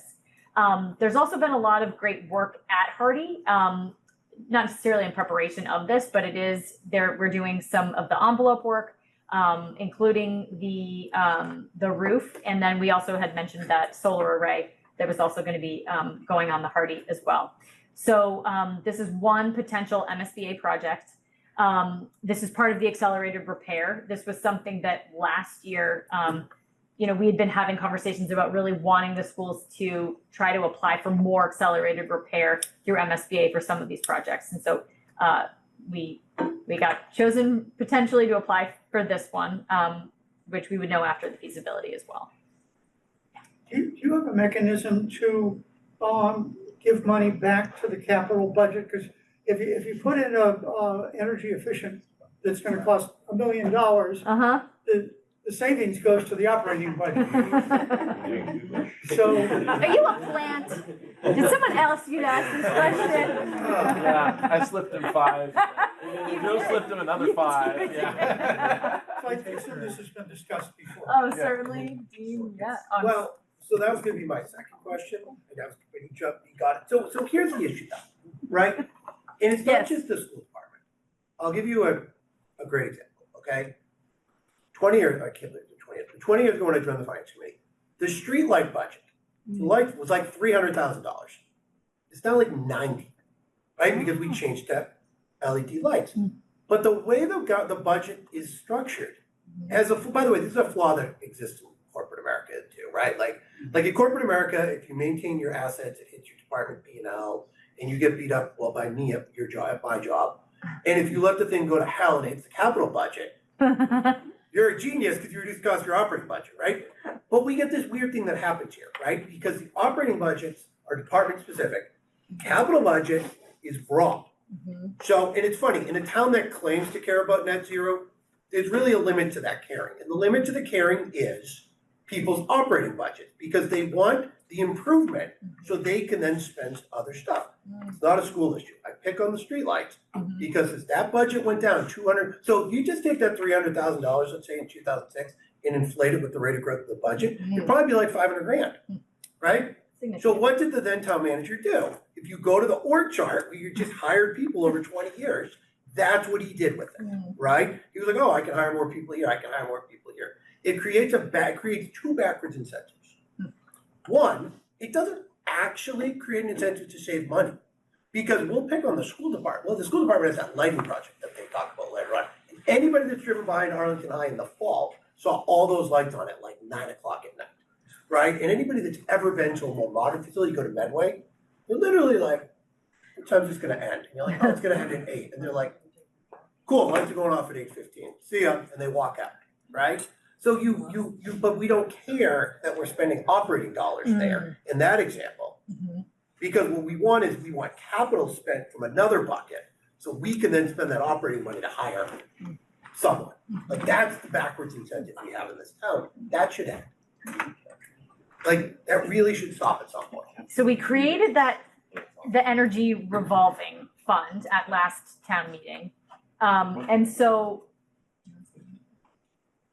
that is a mechanism for being able to put some of the incentives back into this revolving fund. But Which- not the actual energy savings. No, not the energy savings necessarily. Yes, With the credit, yes. so we are being able now to capture them and reuse them. Whereas before, we just deposited in general fund and we couldn't tap into them. So at least there's a little bit of help there. I know, but I would guess 20 years ago, if you removed utilities from all department budgets, one, our utilities would be way lower. Because you'd be able to just take, okay, we get this capital project, it's gonna do that cost, drive down the energy, you take the savings, put it back into the capital to drive down the energy. It just loops back and forth. The math is very simple at that point. So it would almost, now, of course, you would have like, certain departments would go insane. They would lose their mind because they're just hoping that their budget gets reduced long-term. High school project, same thing. We were told we were gonna be utility savings. It's probably the utility savings, right? What do you do with it? Nothing. Well, we hired more people. That's what we do with it. I'd love to have a way to fix that. Just remove utilities from the operating budgets and apply the capital against it and say, take and pocket the money. That's the exact mechanism that would work. We did it 20 years ago. We would have been in great shape. We'd have better shape than we are today. And the net zero stuff wouldn't seem like a fraud, like it kind of does, in my opinion. Charlie? Thank you, Madam Chair. So I totally agree with Dean and with Alan on that problem. There's a couple other places in this budget where that shows up. But I'm interested in the $4.5 million that you've got here. And Julie, you just mentioned that if we didn't do this, we would have to replace those HVAC units anyway, which I agree with. They're dying, they gotta be replaced. But you mentioned the number of $2 million. Jay, does that sound right? Research on the cost of ownership of, for example, of an electric heat pump version versus natural gas in Massachusetts under current rates. If you remember, our electric rates in Massachusetts are probably the highest or the second highest in the country. And the electric solution is somewhere like 20 to 40% more costly than the natural gas solution if you look at the total cost of ownership over 10 to 20 years. And if, well, I looked at some sensitivity numbers and it's still true even if you change the relative rates of the cost of natural gas and electricity. So what I'm asking is this $375,000 that you're planning to spend going to be, and don't take this personally, but I can't think of a better word, but is it going to be an honest assessment of the total cost impact of the town, or is it going to be a justification to electrify things because we like electricity? Sure. And that's a serious question. Yeah, no, yeah. You're going to something that's twice the cost. Yeah. Which doesn't make sense to me. Yeah. Well, I would presume the assessment will give us, yes, the impact to our bottom line, the impact financially, right? But I think it's also going to give us the impact of greenhouse gas emissions and the heating and cooling of the building. So yes, Charlie, I don't care yes. about what the taxpayers Okay, pay. all right, I well, don't care I'm about just, the gas. yes. China puts more pollution in the air in a month than we'll do in a century. So what counts is what it costs the taxpayer. And the proposal you have here looks to me like it's 50% more. Yeah, so one aspect that may come out of the analysis is that we do a ground source heat pump, which I would rerun your numbers for because I think that comes far below. No, I did run them. They don't go far below. That's the point. As compared natural gas, total cost of ownership with heat pumps versus, natural gas versus electric heat pumps. But both ground and air source? So an air source heat pump has it's more efficient, but the cost of electricity is very high. A ground source heat pump where you drill into the ground has a tremendously lower electricity cost in all your energy systems. Factor of 3 less electricity consumption, but the the per unit thermal cost of gas versus electric is a factor of 6. So it doesn't go away. Yeah, I would just reevaluate specifically ground source heat pumps, if that comes out of the 375 here. I'm not trying to do the analysis here, I'm just Yeah, throwing I some get it. numbers around. Yeah. My question is $375,000 gonna do an honest assessment of the alternatives and the impact on the taxpayer versus justifying, just going in and say, well, we're gonna go out and buy some electric, ground source heat pumps or whatever you're gonna buy at the $4.5 million? Yeah. That's my question. I mean, I So- certainly hope it is. I can't say that it's gonna say it's gonna be less expensive. No, I'm But not it- asking. I'm asking that the capital planning committee commit that this study, or the town commits that this study gets the best economic solution for the taxpayer. Not, the most virtuous, offset Yeah, to I hear what you're Chinese saying, solution. Charlie. Yeah. We also need to keep in mind the solar arrays that we're just installed at the Hardy School, and that could offset that electrical. You can't count those because the justification for those was already calculated in the electricity consumption planning in the past. That's the double count. Josh? Does the gas cool the building also? That would be. There's currently no. I'm asking you what. Yeah, no, I looked at here. Gas, gas. There's currently no cooling in the building, and this electrification project, we hope to bring cooling as well, so then the school will be able to be used 12 months out of the year rather than 8 or 9 months out of the year. I mean, I would just point out that Hardy, when it was renovated, it cost $4 million, and they made a very conscious decision. We don't want to cool the building, it's too expensive, we can't afford that. It probably would have been, a small fraction of what we're paying now. I'm not. We can't predict what gas is gonna cost, because there's wars, maybe. So I think asking you to commit to doing a good assessment. Well, you have the same problem with electricity, Josh, because all of these data centers are going in all over the country. We don't know what. Well, you don't know They what should do an gas is honest gonna cost. assessment, but I think it's You can't- climate you don't know what change is too gas- big an argument to get into here. You can't forecast what gas is gonna cost either. You can only take the current rate. And all I'm asking is that this be a study that benefits the taxpayers. That's where I'm headed. All right, Paul? Any other questions, or can we go on? I wanted to make one additional comment, so there are 8 rooftop units at the Hardy, approximately 300,000 each to replace, so we're at $2.5 million, not including the 2 boilers and all the other interior equipment. So that puts us, pretty close to what our cost would be anyways to electrify the building. We have to replace all this equipment over the next, 5 to 10 Million years. here, million there. Pretty soon you're talking about your line. And never mind the grants, that could possibly be funding this project. Just to be clear, the 4.5 million that shows up here is in the plan. Next year, it's a real decision about whether to move forward on the basis of that report, on the basis of the grant funding that becomes available. So, we're planning to have the money available, but next year is when we decide if we're really doing it or not doing it. If I can add one comment. Chris, I understand that. Yep. But I'd like to see all the alternatives carefully evaluated. Agreed. Not just going in there and say, okay, this plan's gonna cost us $4 million. Right. If we're getting some grants from somebody. It kind of looks like that's the way it's leaning. You put electrification there as the title of the slide.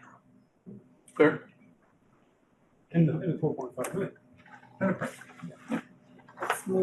All right, so Addison, I think that I probably don't need to go into all the challenges that Addison faces, but I'll just say quickly, roof leaks, accessibility issues, mold. There are a lot of problems at the current Addison middle school. So they are, the school went and applied for MSBA funding, and so we have been invited to apply.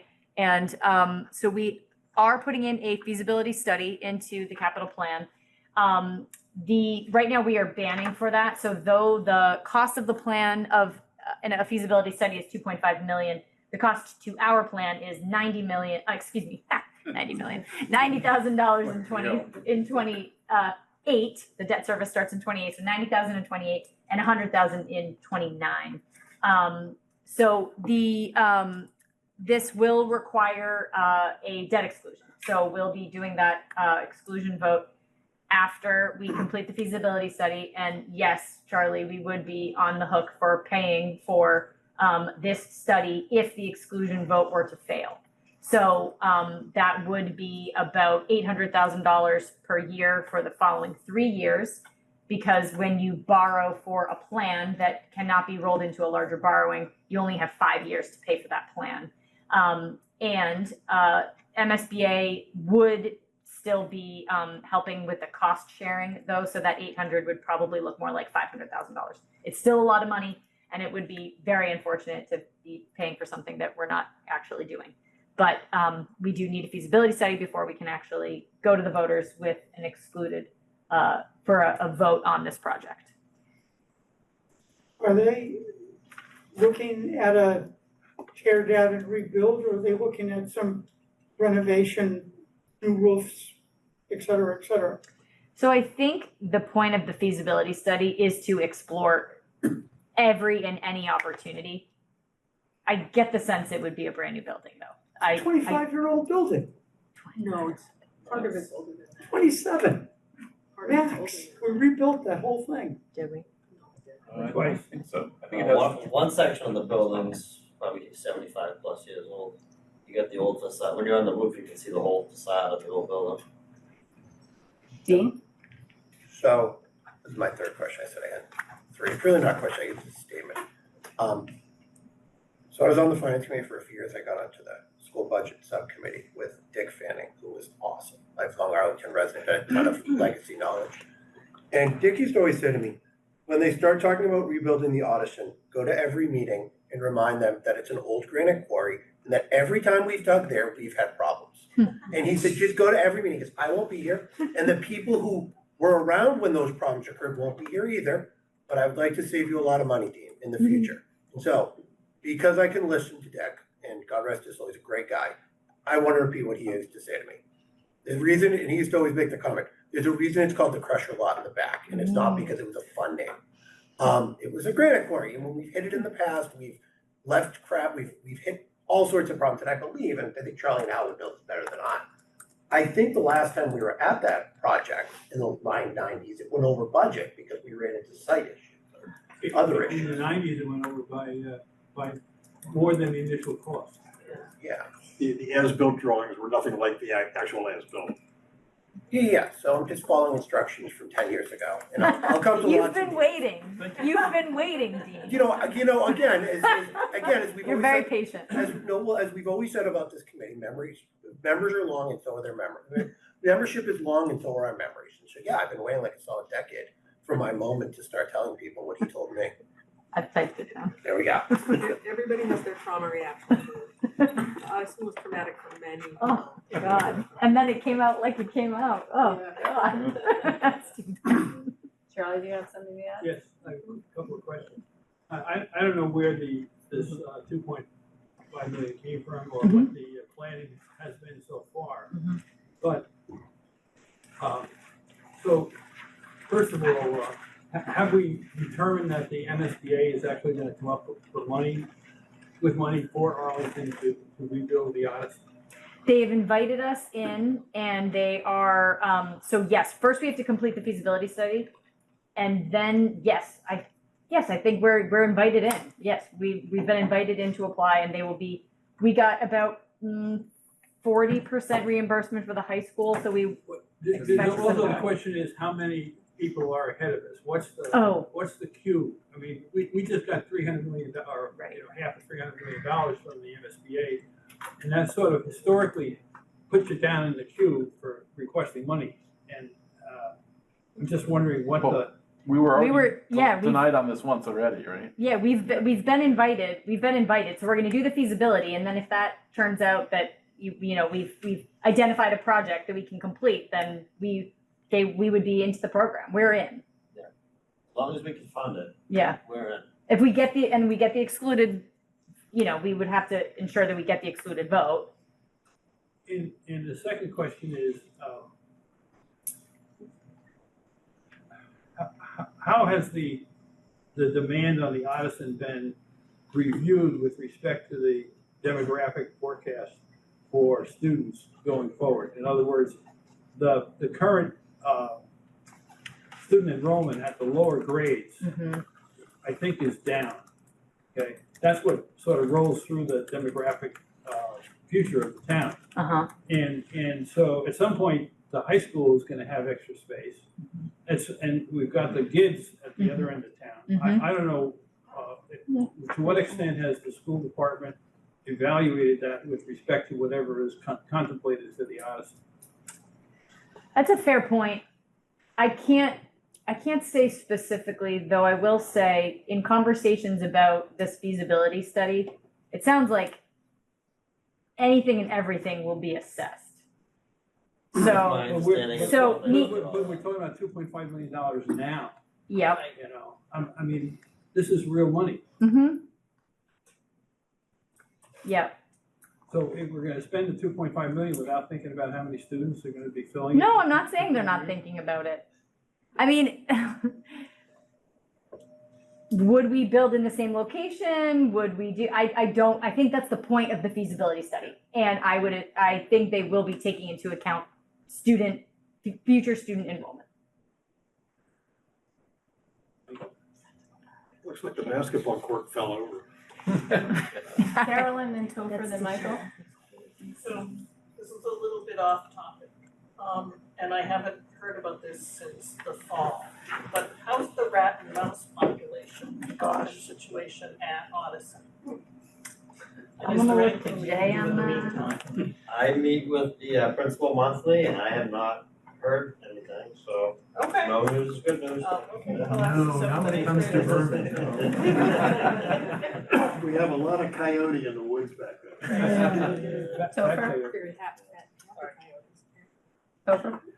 Yeah, I seem to remember the high school, when we did the feasibility study, there was a debt exclusion vote.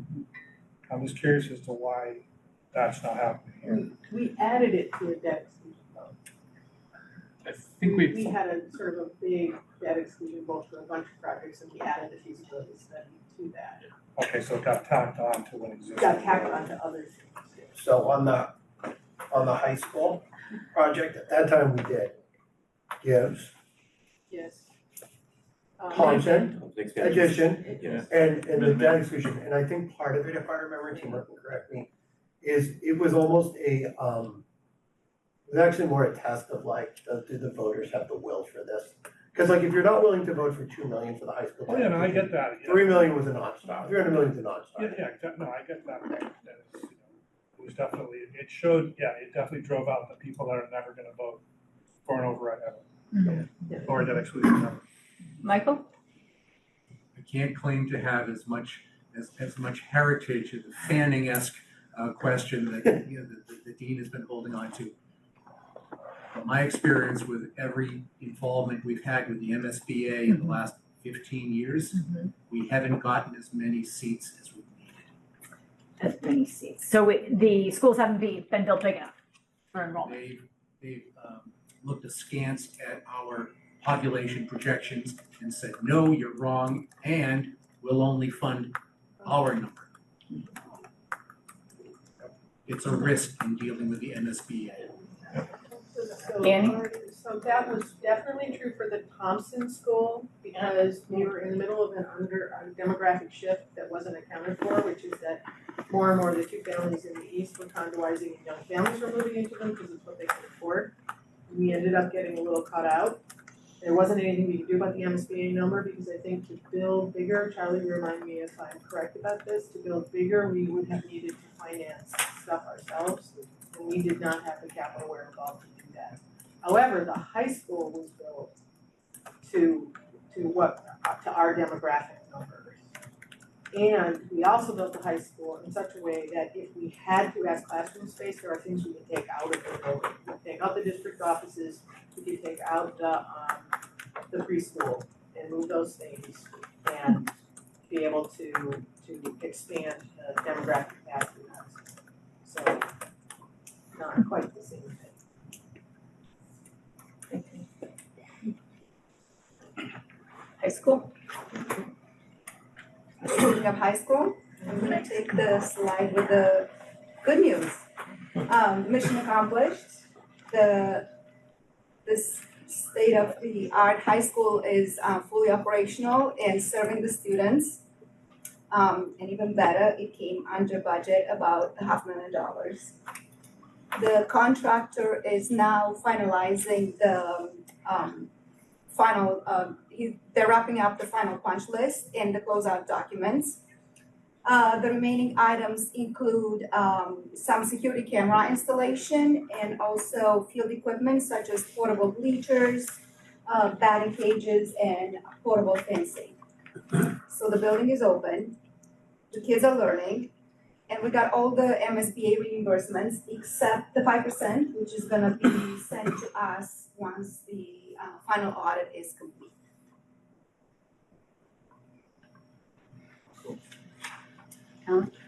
Many slides ago, there was a little line that said replace the high school turf and track. Was that a joke? Sadly not. It's the But bus. That was not included as part of the project. there, We'll get to that slide. Is this the same turf and track they just put in a few years ago? No, No. It's the old one. What? It's the old one. There will be a slide in a few minutes. Okay. They did the baseball and the softball. So it's fields. different, it's not Yeah, new. so this Okay, doesn't that's include fine. that. Thank you. Okay. So this is a less glamorous slide. We go from the beautiful high school to these aging roofs. Two schools need immediate attention. These are bracket roofs. The bracket roof is 26 years old and the Gibbs roof is 30 years old.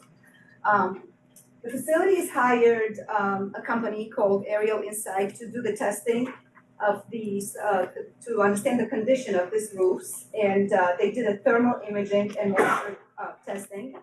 And the results showed that there's moisture in both roofs, which can lead to structure damage, energy loss, mold, and interior leaks.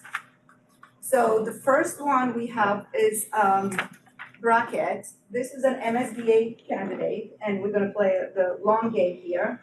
We plan on applying for the, sending the MSBA application in January of 27 calendar.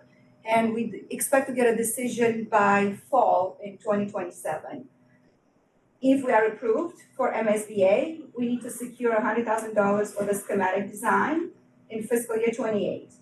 And then the construction will begin in fiscal year 30 for a cost of $1.25 million. By that time, the roof is gonna be 30 years old. So that's already the retirement age of the roofs. And the next roof that cannot wait, doesn't have the luxury of waiting for the MSBA, is the Gibbs roof. Dean, you were talking about dropping the debt on Gibbs. Now we're gonna spend more money. The roof is already at the end of life and we actually have buckets in the hallways. We received an estimate from Garland Roofing. The facility is working with them. We can replace the roof in fiscal year 27 for $750,000. And just to clarify, that's only the main roof. We see, 90% of the red there, it's not the two other satellite roofs. Will they patch that other hole, that other red spot? We're looking at that, yeah. So those other roofs were from 2016, and the main roof is, late 90s. So those pictures that you see, those are actually from the Aerial Insight report. Those red spots are actually wet installation, so there's moisture in both roofs.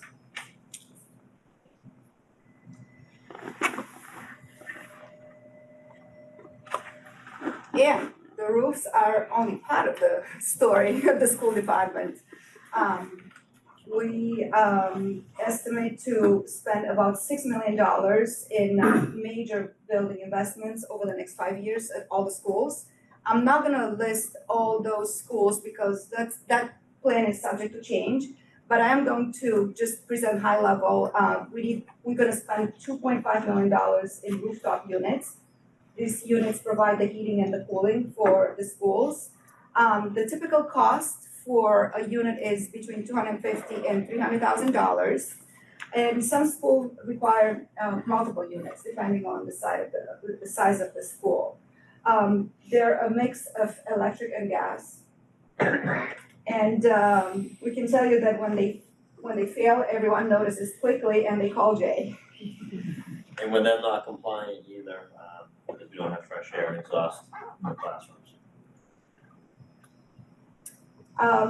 Then we're gonna spend $553,000 net of incentives for energy management systems, EMS. This is the, explaining in plain English, as Jay explained it to me, it's just the brain of the HVACs that they control the HVAC systems.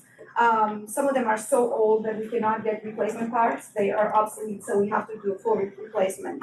We can still take advantage of mass save incentives. They're still very favorable, so it is recommended that we act on it for the next 3 years. Boilers, $585,000. 2 of them, they have already failed, and the lead time for replacement is 6 to 8 weeks, and that's of course not desirable when it's 20 degrees outside. Elevators replacement, we'll be spending $1.16 million to this. Elevators are replaced based on life cycle and reliability. Of course, they must be in full in working order to meet the safety requirements, and we also need them to be able to get the occupancy permits. Fire alarm, $900,000. The fire department likes working fire alarms, and the new systems will improve the reliability and reduce ongoing repair costs. And all schools security updates, this is focused on improving the safety, and it's part of a multi-year security upgrade effort, which will include security glass, entry point modification, and locks in all classrooms. Why do we have a boiler at AHS? Is that a misprint? There's only one backup boiler there. Okay. There's no redundancy with it, and the backup boiler's been seeing a lot of use. We're working with the design team and energy monitoring teams to try to figure out why the backup boiler's running so much. Backup boiler meaning backing up the heat pumps when the heat pumps start running into the very cold weather. I can tell you why it's completely. Yeah. So is mine. The manufacturer of the high school heat pumps, they're not too well known compared to some of the other major brands, so we're working very closely with them to try to iron out these issues. Topher? She asked my question. Charlie? My question on all the school rooftop units. So we've got 1, 2, 3, 4, 5 different schools, 6 different schools there, right? How come all of these rooftop units are costing $500,000 where the Hardy is costing $4.5 million? It's not just the rooftop unit. So we're trying to do 2 a year. As you mentioned, 250 to 300,000. As I mentioned earlier, 300,000. So with the goal of doing 2 a year, that's why the numbers are closer to $500,000. No, that's not my question. My question is if I assume the Pierce costs nothing, okay, then the bracket rooftop units cost $1 million, the 450 and the 475. Why is the Hardy costing $4.5 million? The Hardy has 8 rooftop units. Some of these other schools only have 2 or 3. So you notice the Hardy's not in there, and the Hardy boiler. I noticed. That's my whole question. Yeah, the Hardy's the most costly to replace and upgrade because it has the most rooftop units. Why is that? Just how it was designed and built. Twice as much? Let's get Twice as much per every rooftop unit? Yeah, 8 rooftop units compared to the other schools that have that much. Yes, 8, but not 8 at 300,000 each, 8 at 600,000 each? No. $4.5 million. Yeah, I get the 4.5 million. Yeah, 250 to 300 each. So the 8 at Hardy comes to about 2.5 million, then the boilers on top of that. And then there's other internal from interior. The 4.5 would be doing a fully electric replacement. What you're This is talking how- about would Electric be and not gas. that, right? If you're doing boilers. Yeah. That's the Boilers question, are all gas. that's the question. But it's coming back to this issue of the electrification of the Hardy, not a cost-efficient replacement of the rooftop units. We're gonna try to do heat pump replacements where possible, but that's providing we have the utilities to accommodate a heat pump rooftop unit. Josh and then Paul. It's just, my understanding is for the heat pump, you need duct work, like air duct work to do it. Is that in Hardy already? Yeah, there is, There's yes, duct work throughout the building? correct. But unfortunately, it's not insulated, so that runs into some challenges with cooling, so that's what the feasibility study would look at all of that. Paul? And the Hardy includes putting in AC everywhere, right? That's what the hope is, but the feasibility study will point us in a better direction. So it's not just replacing rooftop units, it's also. That's the plan, yeah.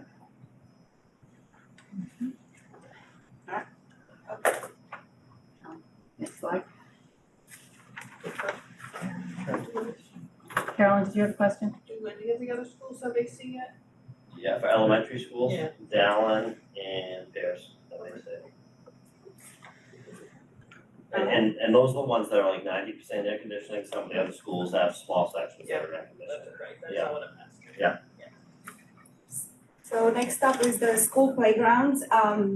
We have Thousand Playground scheduled for fiscal year 27. It's gonna be $390,000. It is currently under bid, and this will replace the equipment and also replace the asphalt with rubber. We've already used fiscal year 26 design money, $50,000. So this will be probably done by this spring, right? Yeah. Also for the future years, we plan to spend $50,000 a year for equipment and replacement upgrades.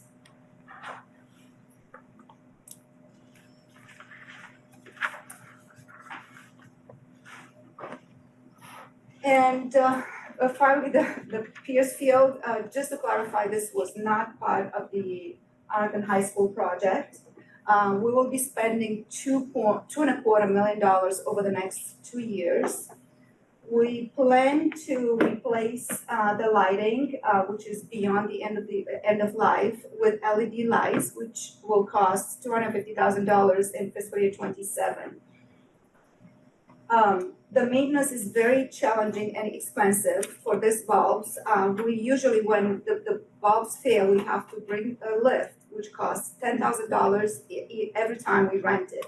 So we usually wait till a few bulbs go, and then we get a lift to change it.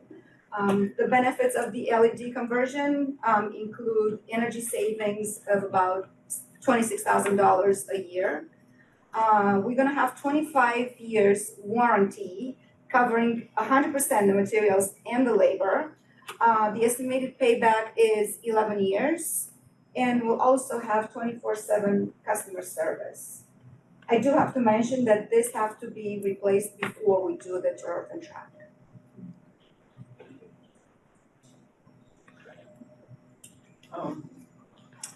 Paul and Charlie. Is this consistent with Article 8 on the town meeting, which is changing regulations on outdoor lighting for the dark skies? Yeah, dark sky.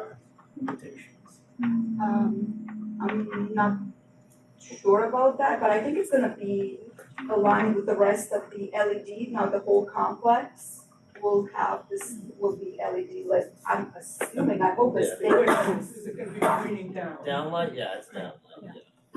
Probably they're I probably mean, kind similar of to the other ones. Not 100% down, it is projected out at an angle, they hit the center of the field, but it's not uplighting. Charlie? Thank you, Madam Chair. So, it seems to me you've underestimated the savings because, you won't be doing the $10,000, cherry picker, a couple times a year, so there's probably another $10,000 or More, so there's more, $20,000 a year. right. So, but my question is, so let's say we're instead of 25,000 a year, it's 50,000 a year that you're saving, which is great. But I go back to Alan Tosti and Dean Carmen's question. There's no payback if we don't see it coming into the operating budget for reducing taxes. So what's happening to the savings? Well, these are real savings. I mean, we don't have competing, So, I mean, we look at competing. Can we it's always- reduce the school budget by $50,000 a year? That's, I mean, I think. We have competing interests, right? Capital and operating, but it's like left bucket and right bucket. They still come from the same. No, it's coming from the taxpayer. Right. But right. if we don't reduce the taxes, then it's not a savings. So, as the capital planning committee, we have no control over the operational budget for the schools. I clearly understand You do. that. I'm just being a devil's advocate here, concerned that we're spending money. I mean, it's a great deal what you're doing with the lights. But the problem is we don't see the savings. It's what Dean was talking about before. Third time came up, so it's noted. We'll see the school department next week. We'll cut $25,000. That's good luck. Hey, the high school's all light, so those bills are up 40%. Okay. Turf and track? All right, and the turf and track is gonna, we estimated it's gonna be $2 million in fiscal year '28. The turf was replaced in 2015 and the track in 2016. And when they were replaced, they estimated a lifespan of about 8 years. So they've already done their job. We had a meeting with the athletics director who expressed concern, concussion concerns, and the track has raised edges, also uneven lanes. Another problem is that they cannot hold competitions. They are doing mostly practices because of the condition in which the turf and track are right now. So it was also, it got a little more wear and tear because during the construction of the high school, the kids played a lot, practiced in this field. So clearly more traffic there. And if we replace it, we'll bring it to safe playing conditions and we'll be able to host competitions again. Carolyn? I remember Space Cooler, when it was done in 2015, said there's a raised section in the middle of the field because of the way they designed it. Has that resolved over 10 years? No, it's actually for drainage. Oh, it's for It's my drainage. understanding, they're all turf fields, have a bit of a high spot in the middle to drain all, shed all the water to the sides. They found it really annoying when they were playing soccer. Charlie? Thank you. Are we gonna get, I remember a couple of years ago, there was this huge battle of turf versus grass. Is that gonna come up again, or is that all settled?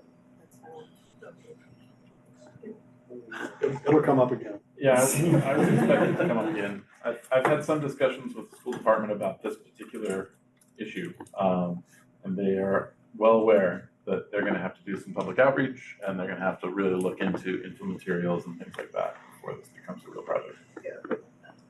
Okay. Dean? Well, so, since we are on that topic for a moment, here's what I think is important. I wanna say this, I guess, to everyone.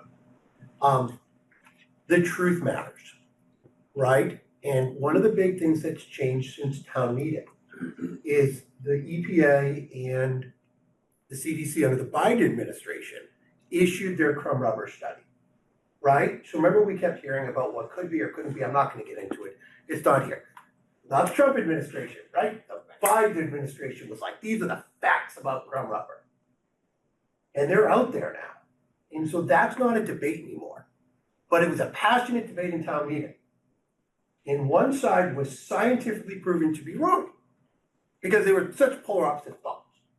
And I think as we kind of go down these roads, one thing I always get bothered about is we should care about the truth. I don't care if we like the truth, I don't care if it's on our side, but you can't not like we should commit as people who are in our government in Arlington that the truth matters. And right now we left town meeting with a question of the truth. And nobody's bothered to go out there and say that this study exists. I bet most people don't know the study exists. Most people probably haven't read the study cover to cover. But it exists. And it bothers me as a town meeting member and finance committee member that we've conducted business in the town that had some discussions without that truth being out there. And that does bother me, that we get political at town meeting, but the truth doesn't go. And by the way, I will say, without getting too deep, the reason the extension on the turf, the high school went through quickly was because the science supporting it being a problem wasn't there. And that bothers me. That bothers me that we have discussions about big items, passionate debates, the truth comes out, and then we don't tell anyone what the truth was. What's the truth on the? Truth of the matter is, the CDC said there's absolutely no correlation between health risk and chrome rubber. None. I mean, that was what was stated, and it's in there, and it's clear, and I even hear some people in the public square will occasionally say, what about all the cancer risks that are in those studies? And it's like, at some point, we have to make a line. Do we believe the CDC? I mean, we could be like everybody we don't like is fake news. They lie. Okay, fine, we can do that. But I don't think that's a good way to act as a government. That's my own personal opinion. That's some of the discussion I think that we need to have in terms of public forums about this project before it comes up in town meeting. Because by the time you get to town meeting, if you haven't started to have that discussion, it's going to be too late. No, you need to, and if you don't like it, you don't like it, right? But let's be truthful on what's out there. Facilities. All right, facilities. Next slide. I guess, yeah, thank you. All right, we'll start with this building. The first one is the cooling tower and HVAC. So this project is to replace the cooling tower and all other HVAC equipment that have either failed or that are coming to the end of the cycle. So notably, $50,000 for design, $300,000 for the cooling tower. We have 14 water source heat pumps and other miscellaneous HVAC equipment, all that totaling to that $900K. I'll come to elevator. Then we have the building envelope. You see the picture there. So the objective of that is to recoat that fiberglass, the skylight system over there, and also recoat the roof. And we need to do that before we replace the HVAC equipment, right? So that's the objective there, because we get 20-year warranty if we do that. So we got to do that before we replace the HVAC equipment, which is the project above. In addition, this also addresses the significant cracking in the concrete envelope that is already allowing some water to infiltrate into the building. So that's that $250K, which is the building envelope. And then there's the elevator part of it. So, yeah, I mean, I'll take a pause here before I go to the wing. Any questions on community safety? Yeah. Okay. Shirley? Is the cooling tower in the HVAC another heat pump exercise, or are we replacing what's there as is? We're going to a hybrid version. We couldn't go directly to a heat pump because all the end devices are water source heat pumps, so we had to stick with the cooling tower. We are, like I mentioned, going to a hybrid version of the cooling tower, which should use 30% less energy.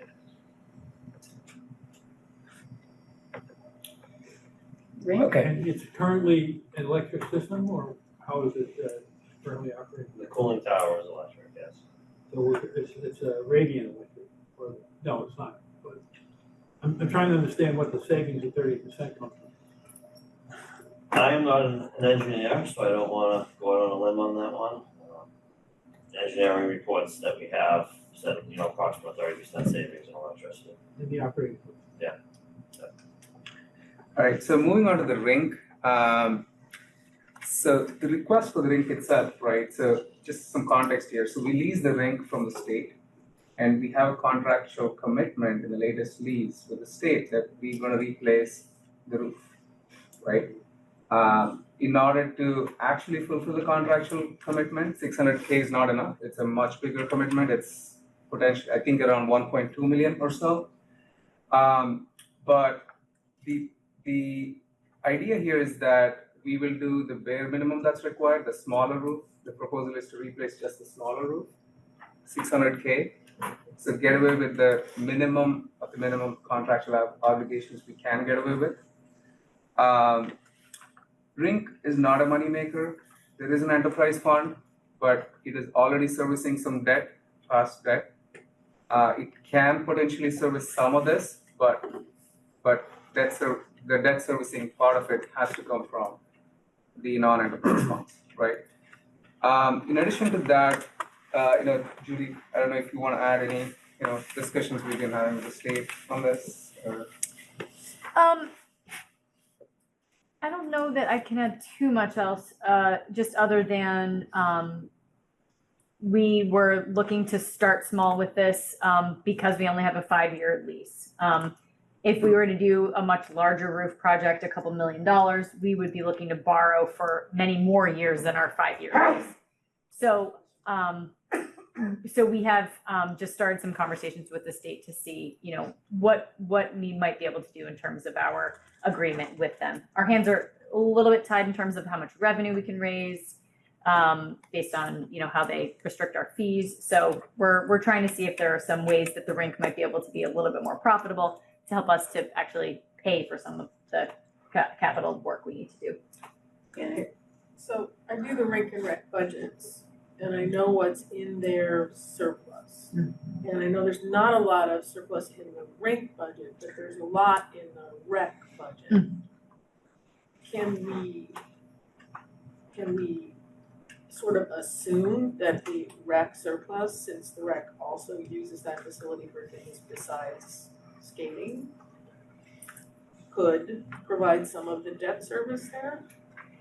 They don't use it to enough of an extent to do that at this point. We have as you know, we've more heavily weighed some of the staff for rec into the rec budget, right, than in the rink budget. That's, we have done some things like that, but in terms of the rink mainly at this point has programming related.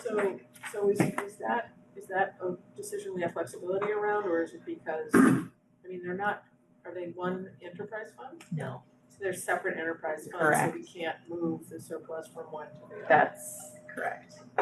Bummer. Okay. It's a challenge. Okay, on to the next slide. Thank you.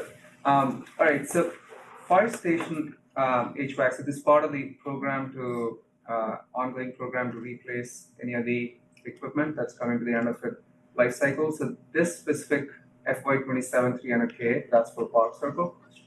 I believe, Jay, correct me if I'm wrong, some units have already failed there, right? So, or That's Highlands, phase one. okay, sorry, okay. Yeah. So this specifically is for that. And then we have the central fire station waterproofing. Over here, the idea is to apply some waterproofing sealant to the brick in order to prevent any water penetration and any further building damage. Also, in addition to that, the masonry cornice is broken and failed in several areas. That also needs repair. So there are some of those waterproofing and envelope repairs. So that's the 125K. I believe we briefly discussed the town hall envelope earlier. So not get too much into that. Fire alarms, again, nothing to add. It's for the Fox Library and a few other buildings. It's part of the replacement cycle. They're coming to the end. Energy efficiency projects. So there were a set of projects where there was an energy efficiency audit. There's a whole report in case, right? And what the committee did was go through all of those projects and pick based on some agreed parameters, based on financial payback and a few others, what would work the best, and prioritize some, and that's what this 75K is for FY27. And then there's the one-time, the vehicle replacement and the wheelchair lift for the community center. 75K. So Annie and Peggy. I have a question about the fire station HVAC. Yeah. So, if you're going to be replacing units in those buildings, are you replacing like units with like units? Are you missing an opportunity to electrify here? I'm on the opposite side of this as Charlie. Yeah. So, no, I think that question, that question came up and Jay probably was better, yeah. Yeah, so, Park Circle, we're going a hybrid approach.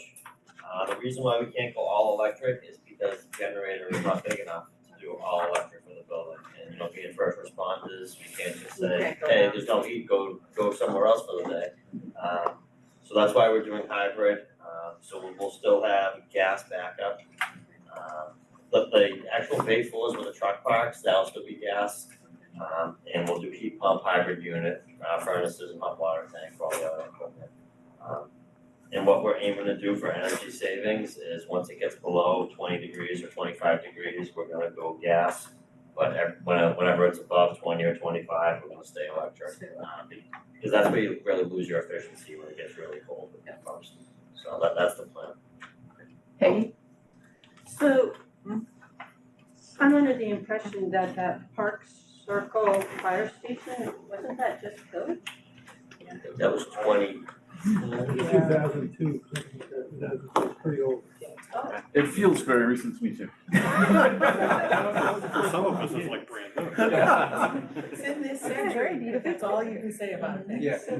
My other question is, how does this town hall envelope restoration for 300K fit with the CPA?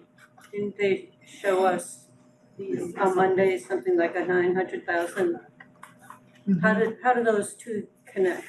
They are one and the same. So she's got, she had a bit more of a need than she had originally received from CPA.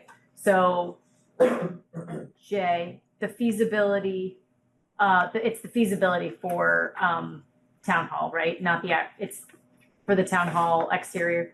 Correct, yeah, the envelope, yeah. So she was coming to us for part of those funds. Thank you. Charlie? On the central fire station waterproofing, and you mentioned also the cornice needs some work. So that was the last fire station that was renovated. I think that finished about 5 years ago. Why is there a waterproofing problem now? That was a fairly expensive project, and it was specifically repointed, and all of that fancy work on the top was replaced or fixed. And now suddenly we have to spend money on it again?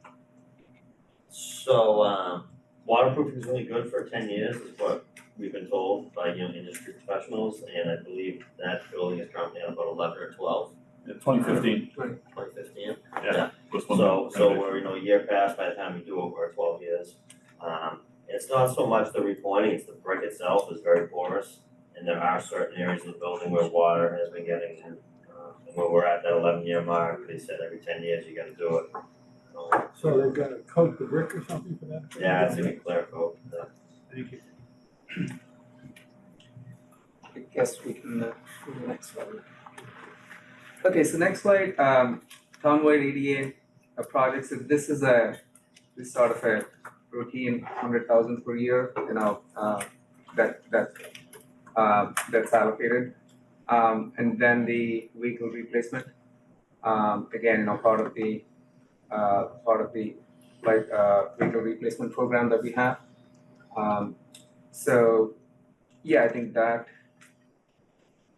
ends the facilities projects.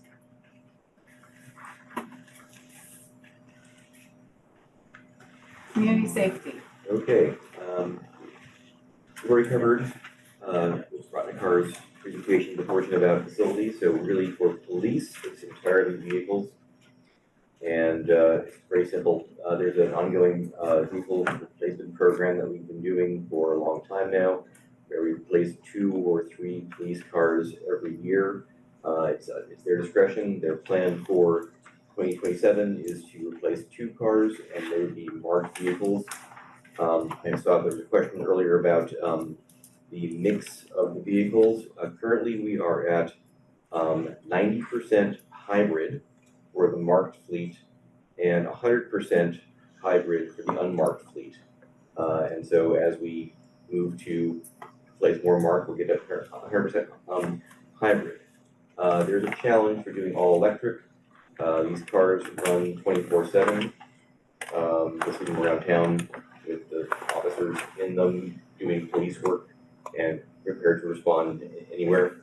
And then they come back to the station, and then someone else gets in the car and takes it somewhere else. So you have to charge it fast, and to do a fast charge requires a lot of costly infrastructure, as well as buying the new all electric vehicles. So right now we're at a hybrid point in time. Police department had said that they were interested in perhaps piloting doing an all electric specialty vehicle if there were a charging station available. Questions on police? Grant? Yeah. Thank you, Madam Chair. Just a question about how is the allocation with the unmarked, the differentiation between unmarked and marked? Yeah, I mean, why the daggers? The unmarked get a little bit, so the reason why it's 90 and 100, you mean, basically? In terms of the mix of hybrid, or? I just wondered why they made that choice. Oh, I mean, they just haven't gotten all the way there yet for the marked. I mean, but they run the marked a lot more than the unmarked, so they replace them more often. Yeah. Okay, thank you. Okay. Thanks. Next slide. All right, fire, we also covered fire facilities, so this is mostly vehicles. The big cost in 27 is an ambulance. We have 2 ambulances. They have a 6-year lifespan. We have one as the front line and one as the reserve. By reserve, I mean if the front line one needs to go into maintenance, then you use the reserve one. And so this one's up for replacement after the current one. The current one is a 6-year lifespan. Another one will be coming in 3 years. There's also a Ford Explorer, which is at its 12th year and its 10-year lifespan. So it's time for replacement there. We have several more vehicles in the out years, a couple of big ones coming up.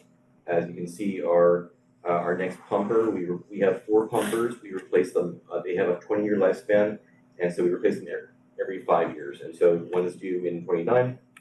And then the big cost is in FY30, there will be time for us to replace one of our ladder trucks, and those are very costly. We have 2 of them. Again, one is frontline, one is in reserve, and that one will be at such 20-year lifespan. We talked extensively with the fire chief about, can we make them last a little bit longer? Can we use one fewer truck? And so forth. We can't use one fewer truck because we would then be jeopardizing our mutual aid agreement with the other towns. So we don't want to go there. And we have occasionally, he's open to the idea of maybe pushing it out a year if we absolutely have to, but he doesn't want to. Other costs in 27, we've got the annual cost for firefighter protective gear. This is the whole outfit from the coat, the boots, the helmet, gloves, everything. It comes to about $5,000 per firefighter. We have a staff of 80. It lasts 8 years. We need 10 per year. The overhead doors at the Highland Station have been incurring a lot of maintenance costs to replace the cables that open and close them. They're very heavy. They've been breaking. It's cost $31,000 over the last 4 years just to fix the cables. So buying new doors that are lighter, made of aluminum, will be more cost effective in the long term. The next thing is the Plimo vent conversion system. Okay, what this is, when you start up the fire trucks, They're diesel, they're not electric. Don't go there. Wasn't even gonna ask. And so you start them up, and you need to vent the fumes because they're in the enclosed space, so they don't poison people. You put these venting systems onto the exhaust to take the fumes out. The current one that we have is leaky, and it's also cost us about $15,000 in repairs over the last 4 years. Time to replace that, and the new system current one is clamped on pneumatically, and that causes leaks. The new system will be magnetically clamped on, so we will hopefully not have the same problem. The last small item is a carbon monoxide meter. You've all seen pulse oximeters at your doctor's office. It's the same thing, but it measures CO levels in people who have had CO exposure. So it's a diagnostic on the spot. We need 3. We have 2. In the out years, we have a couple of big projects coming along, or big outlets coming along. We have our SCBAs, that's scuba, but not underwater, self-contained breathing apparatus. Those are coming to end of life. They recommend that you replace them after 15 years, so they will be 15 years old in 29. That's a big outlay. Likewise, our portable radios will be beyond the end of their 10-year lifespan in 31, and they're already having a little bit of a problem because they've been discontinued, so getting replacement parts is already hard. Any questions on fire? All right, we only have 10 minutes left. Okay, we'll turn on the afterburner. Yes, please. Health and Human Services, Veterans Memorial Park, which is in the little triangle there between the main fire station and the Civil War Memorial, is planning to start construction this summer. Currently, town funding from the capital plan is $1.1 million total, which has happened over 3 different allocations from FY 24, 26, and then this year, 27. They applied for a CDBG and CPA. I found out today CDBG did not give them any money, but CPA did. And that leaves a total funding, along with some small state earmarks and things, of about $1.5 million. That is not enough to build what they wanted to build. But their plan is to, they have some things they can not do in the plan, and the plan is to go forward with whatever money is available and build what they can. Sophie. So I just, I'm the liaison with the Disability Commission, and in my meeting with them today, there was talk of the Disability Commission is going to put some money for companion benches or something along with this, so it sounds like they're also getting money from other places, because I gather they didn't, otherwise it couldn't have certain elements. Similarly, supposedly at Parallel Park, there wouldn't have been a water fountain if the Disability Commission hadn't provided funds for a water fountain that was ADA accessible. So I wonder, do you ever connect with the Disability Commissions? I mean, does this stuff come up where you know that they're getting money from other town committees or commissions? Probably not every time. And also where they're hitting up the parking benefit district, for instance, for this one. Okay. So yeah, there are some other small pots of money that sometimes can be hit up for one thing or another. I think the tree fund is probably contributing to some of those trees. Okay. All right, so it's this plus some other town money coming from other. Yep, and then some external grants they're hoping for. But at the end of the day, this project's been kind of dragging along for a while to sort of pile up money and try to get external funds. And the plan is to just build the thing. At this point, I think you should just go through the rest of your presentation, and we'll hold all questions until you have finished. All right, Daryl. Okay, so next year I'm definitely lobbying to have the IT slides earlier. I'm not going to go through each of these projects in the interest of time. From an overview perspective, you'll see a lot of numbers in these projects: 600 students, 134 educators. Chris and I spent a lot of time in the fall working with Patricia Shepard, the CIO, and also Superintendent Holman was very generous with her time to really work through and drill into sort of the basis of substantiation for these projects. So we wouldn't just get a number that really didn't tie back to anything. We got a lot of the way there. I think we still have some work left to do next year. I think we're very happy with the fact that these numbers actually tie back to students, devices, useful life of devices, and things like that. And secondly, the first two projects we were successful in getting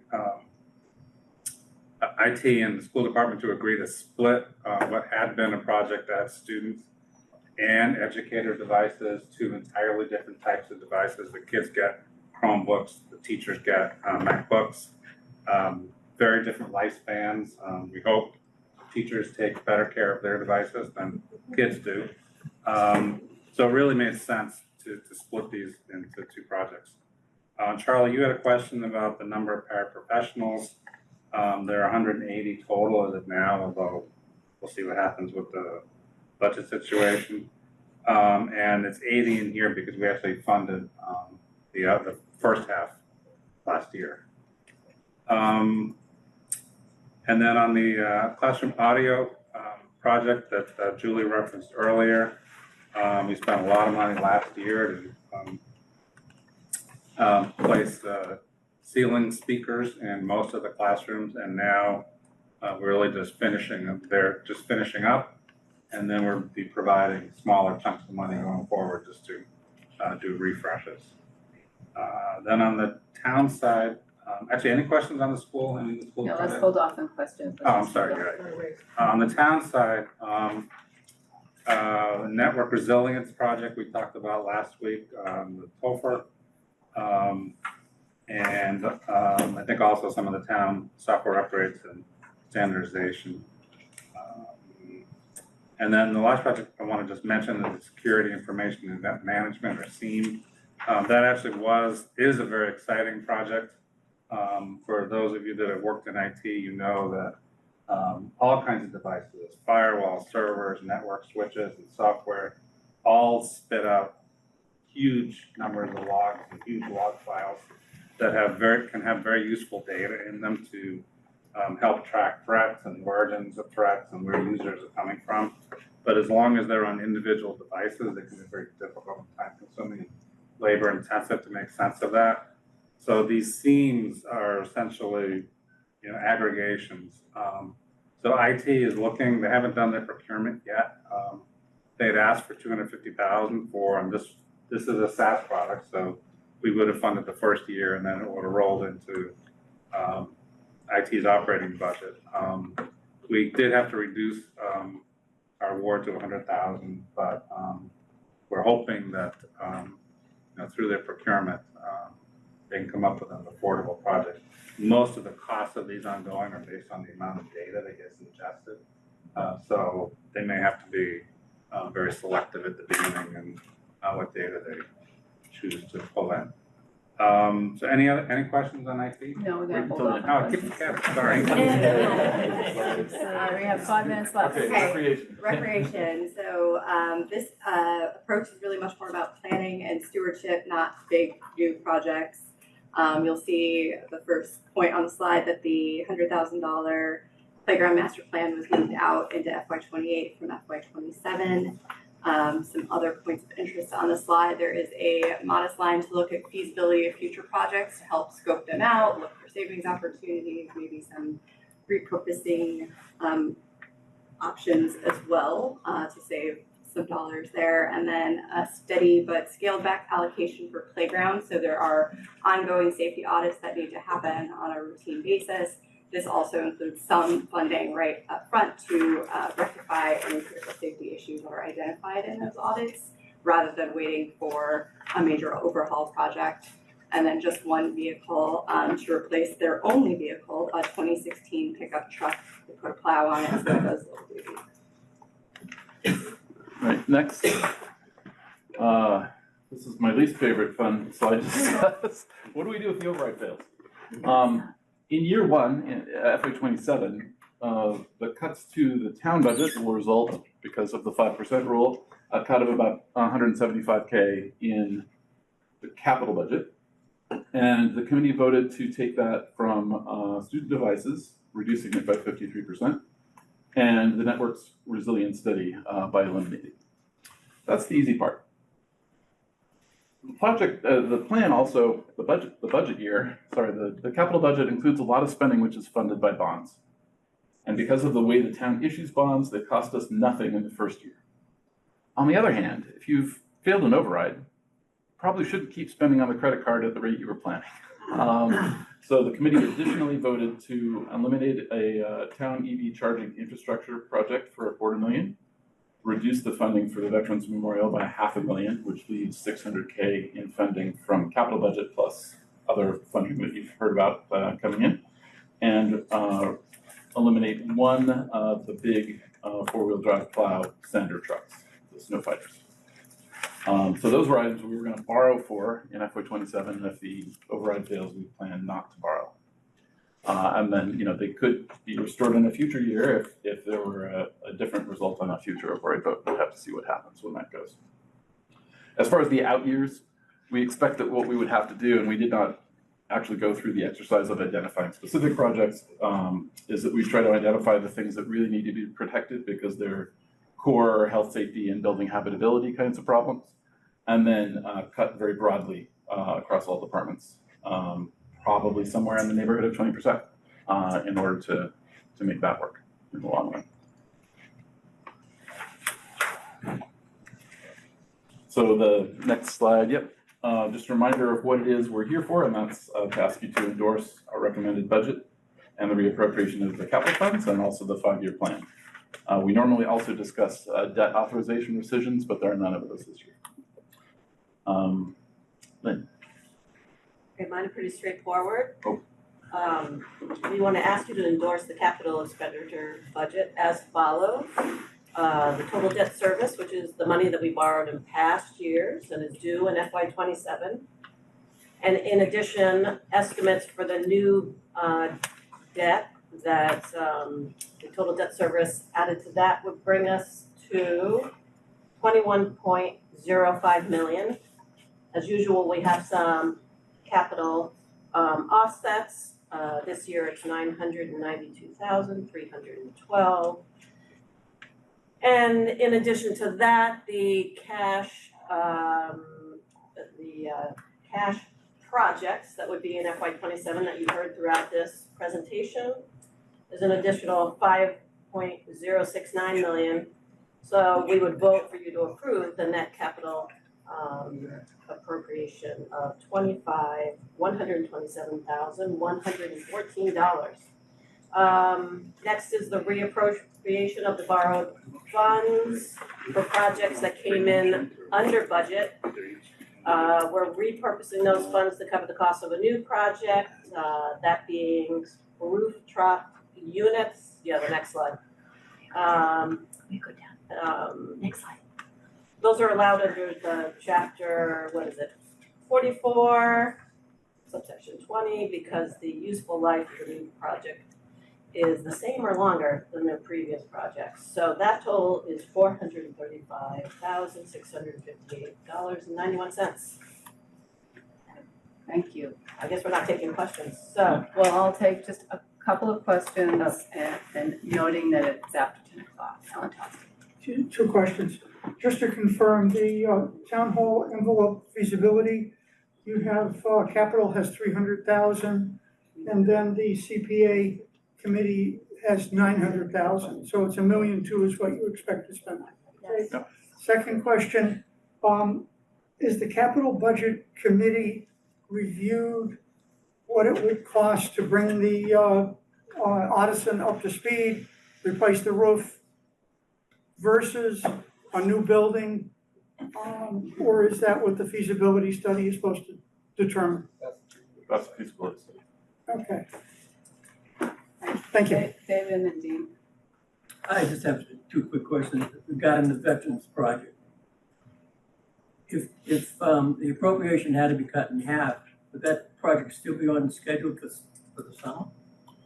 My understanding is they would try to start and do what they can, but it would probably result in significant downscaling of the project. And the appropriation that you recommend is one, So, in the event that the override fails, the appropriation from the capital committee would be cut in half for 600,000. And what, so the appropriation that you recommended, 1.2 million? 1.1 from capital, and 1.1 million from the capital And budget, 300 from the, and there's a few other sources that get us up to maybe 1.5. I have to report back to that reference Friday morning, so. Now, who makes the decision on cutting the project down? In terms of what actually is cut, Well, let's say the override passed, and they're gonna go forward, and the money that they were looking for, they didn't get, they got a portion, and the project's gonna go further. So, who makes the decision on cutting the project down? Oh, okay, so if they need to find some savings, where would they do that?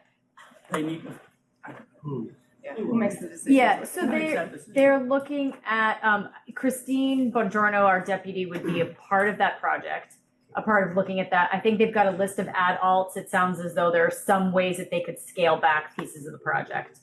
So I don't know all the details of what pieces are considered ad alternates and not just part of the base project, but there are some, additional items that they would scale back on. the reason why I ask questions, Yeah, I realize Christine is on that. yeah. But I can't get it in my head or explain to me who else is. Okay. Let me get back to you, Dave. Okay. Yeah, I'm still in town, you can get back. I'll find you. Dean? You okay if I move the vote? Thank you.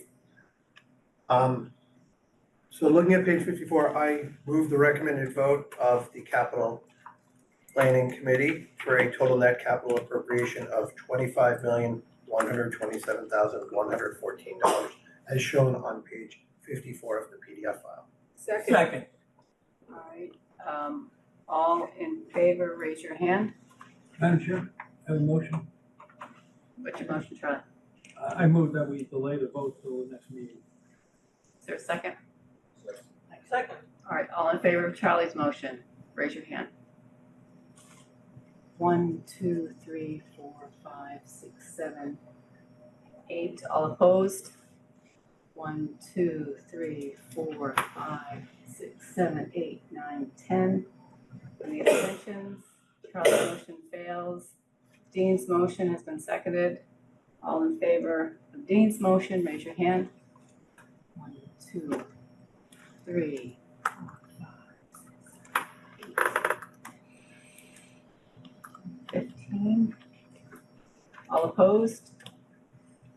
1, 2. Abstentions? All right, Dean? I move that the sum of $435,658.91 is hereby transferred from the amounts previously appropriated and borrowed under the following warrant articles, or the warrant as shown on PDF slide 55, the purpose set forth as follows. And then it just goes straight down the list. Second. Sorry, Team West have to a second amount. Which amounts are no longer needed to complete the project, for which they were initially borrowed? It's a paid cost of the following is permitted by Massachusetts General Law, Chapter 44, Section 20. And then it talks about rooftop school units. So as shown on slides 55 and 56. Second. All right. All in favor, raise your hand. 1, 2, 3, 4. 17. All opposed? Raise your hand. Any abstentions? All right, unanimous. Thank you. Thank you to the Capital Planning Committee for the presentation, but even more so for all of the hard work that you put in since probably it started when town meeting ended, just like the way the Finance Committee starts. So we greatly appreciate it, and again, good work. And I will entertain a motion to adjourn. So moved. All in favor, say aye. Aye. Any opposed? We're adjourned.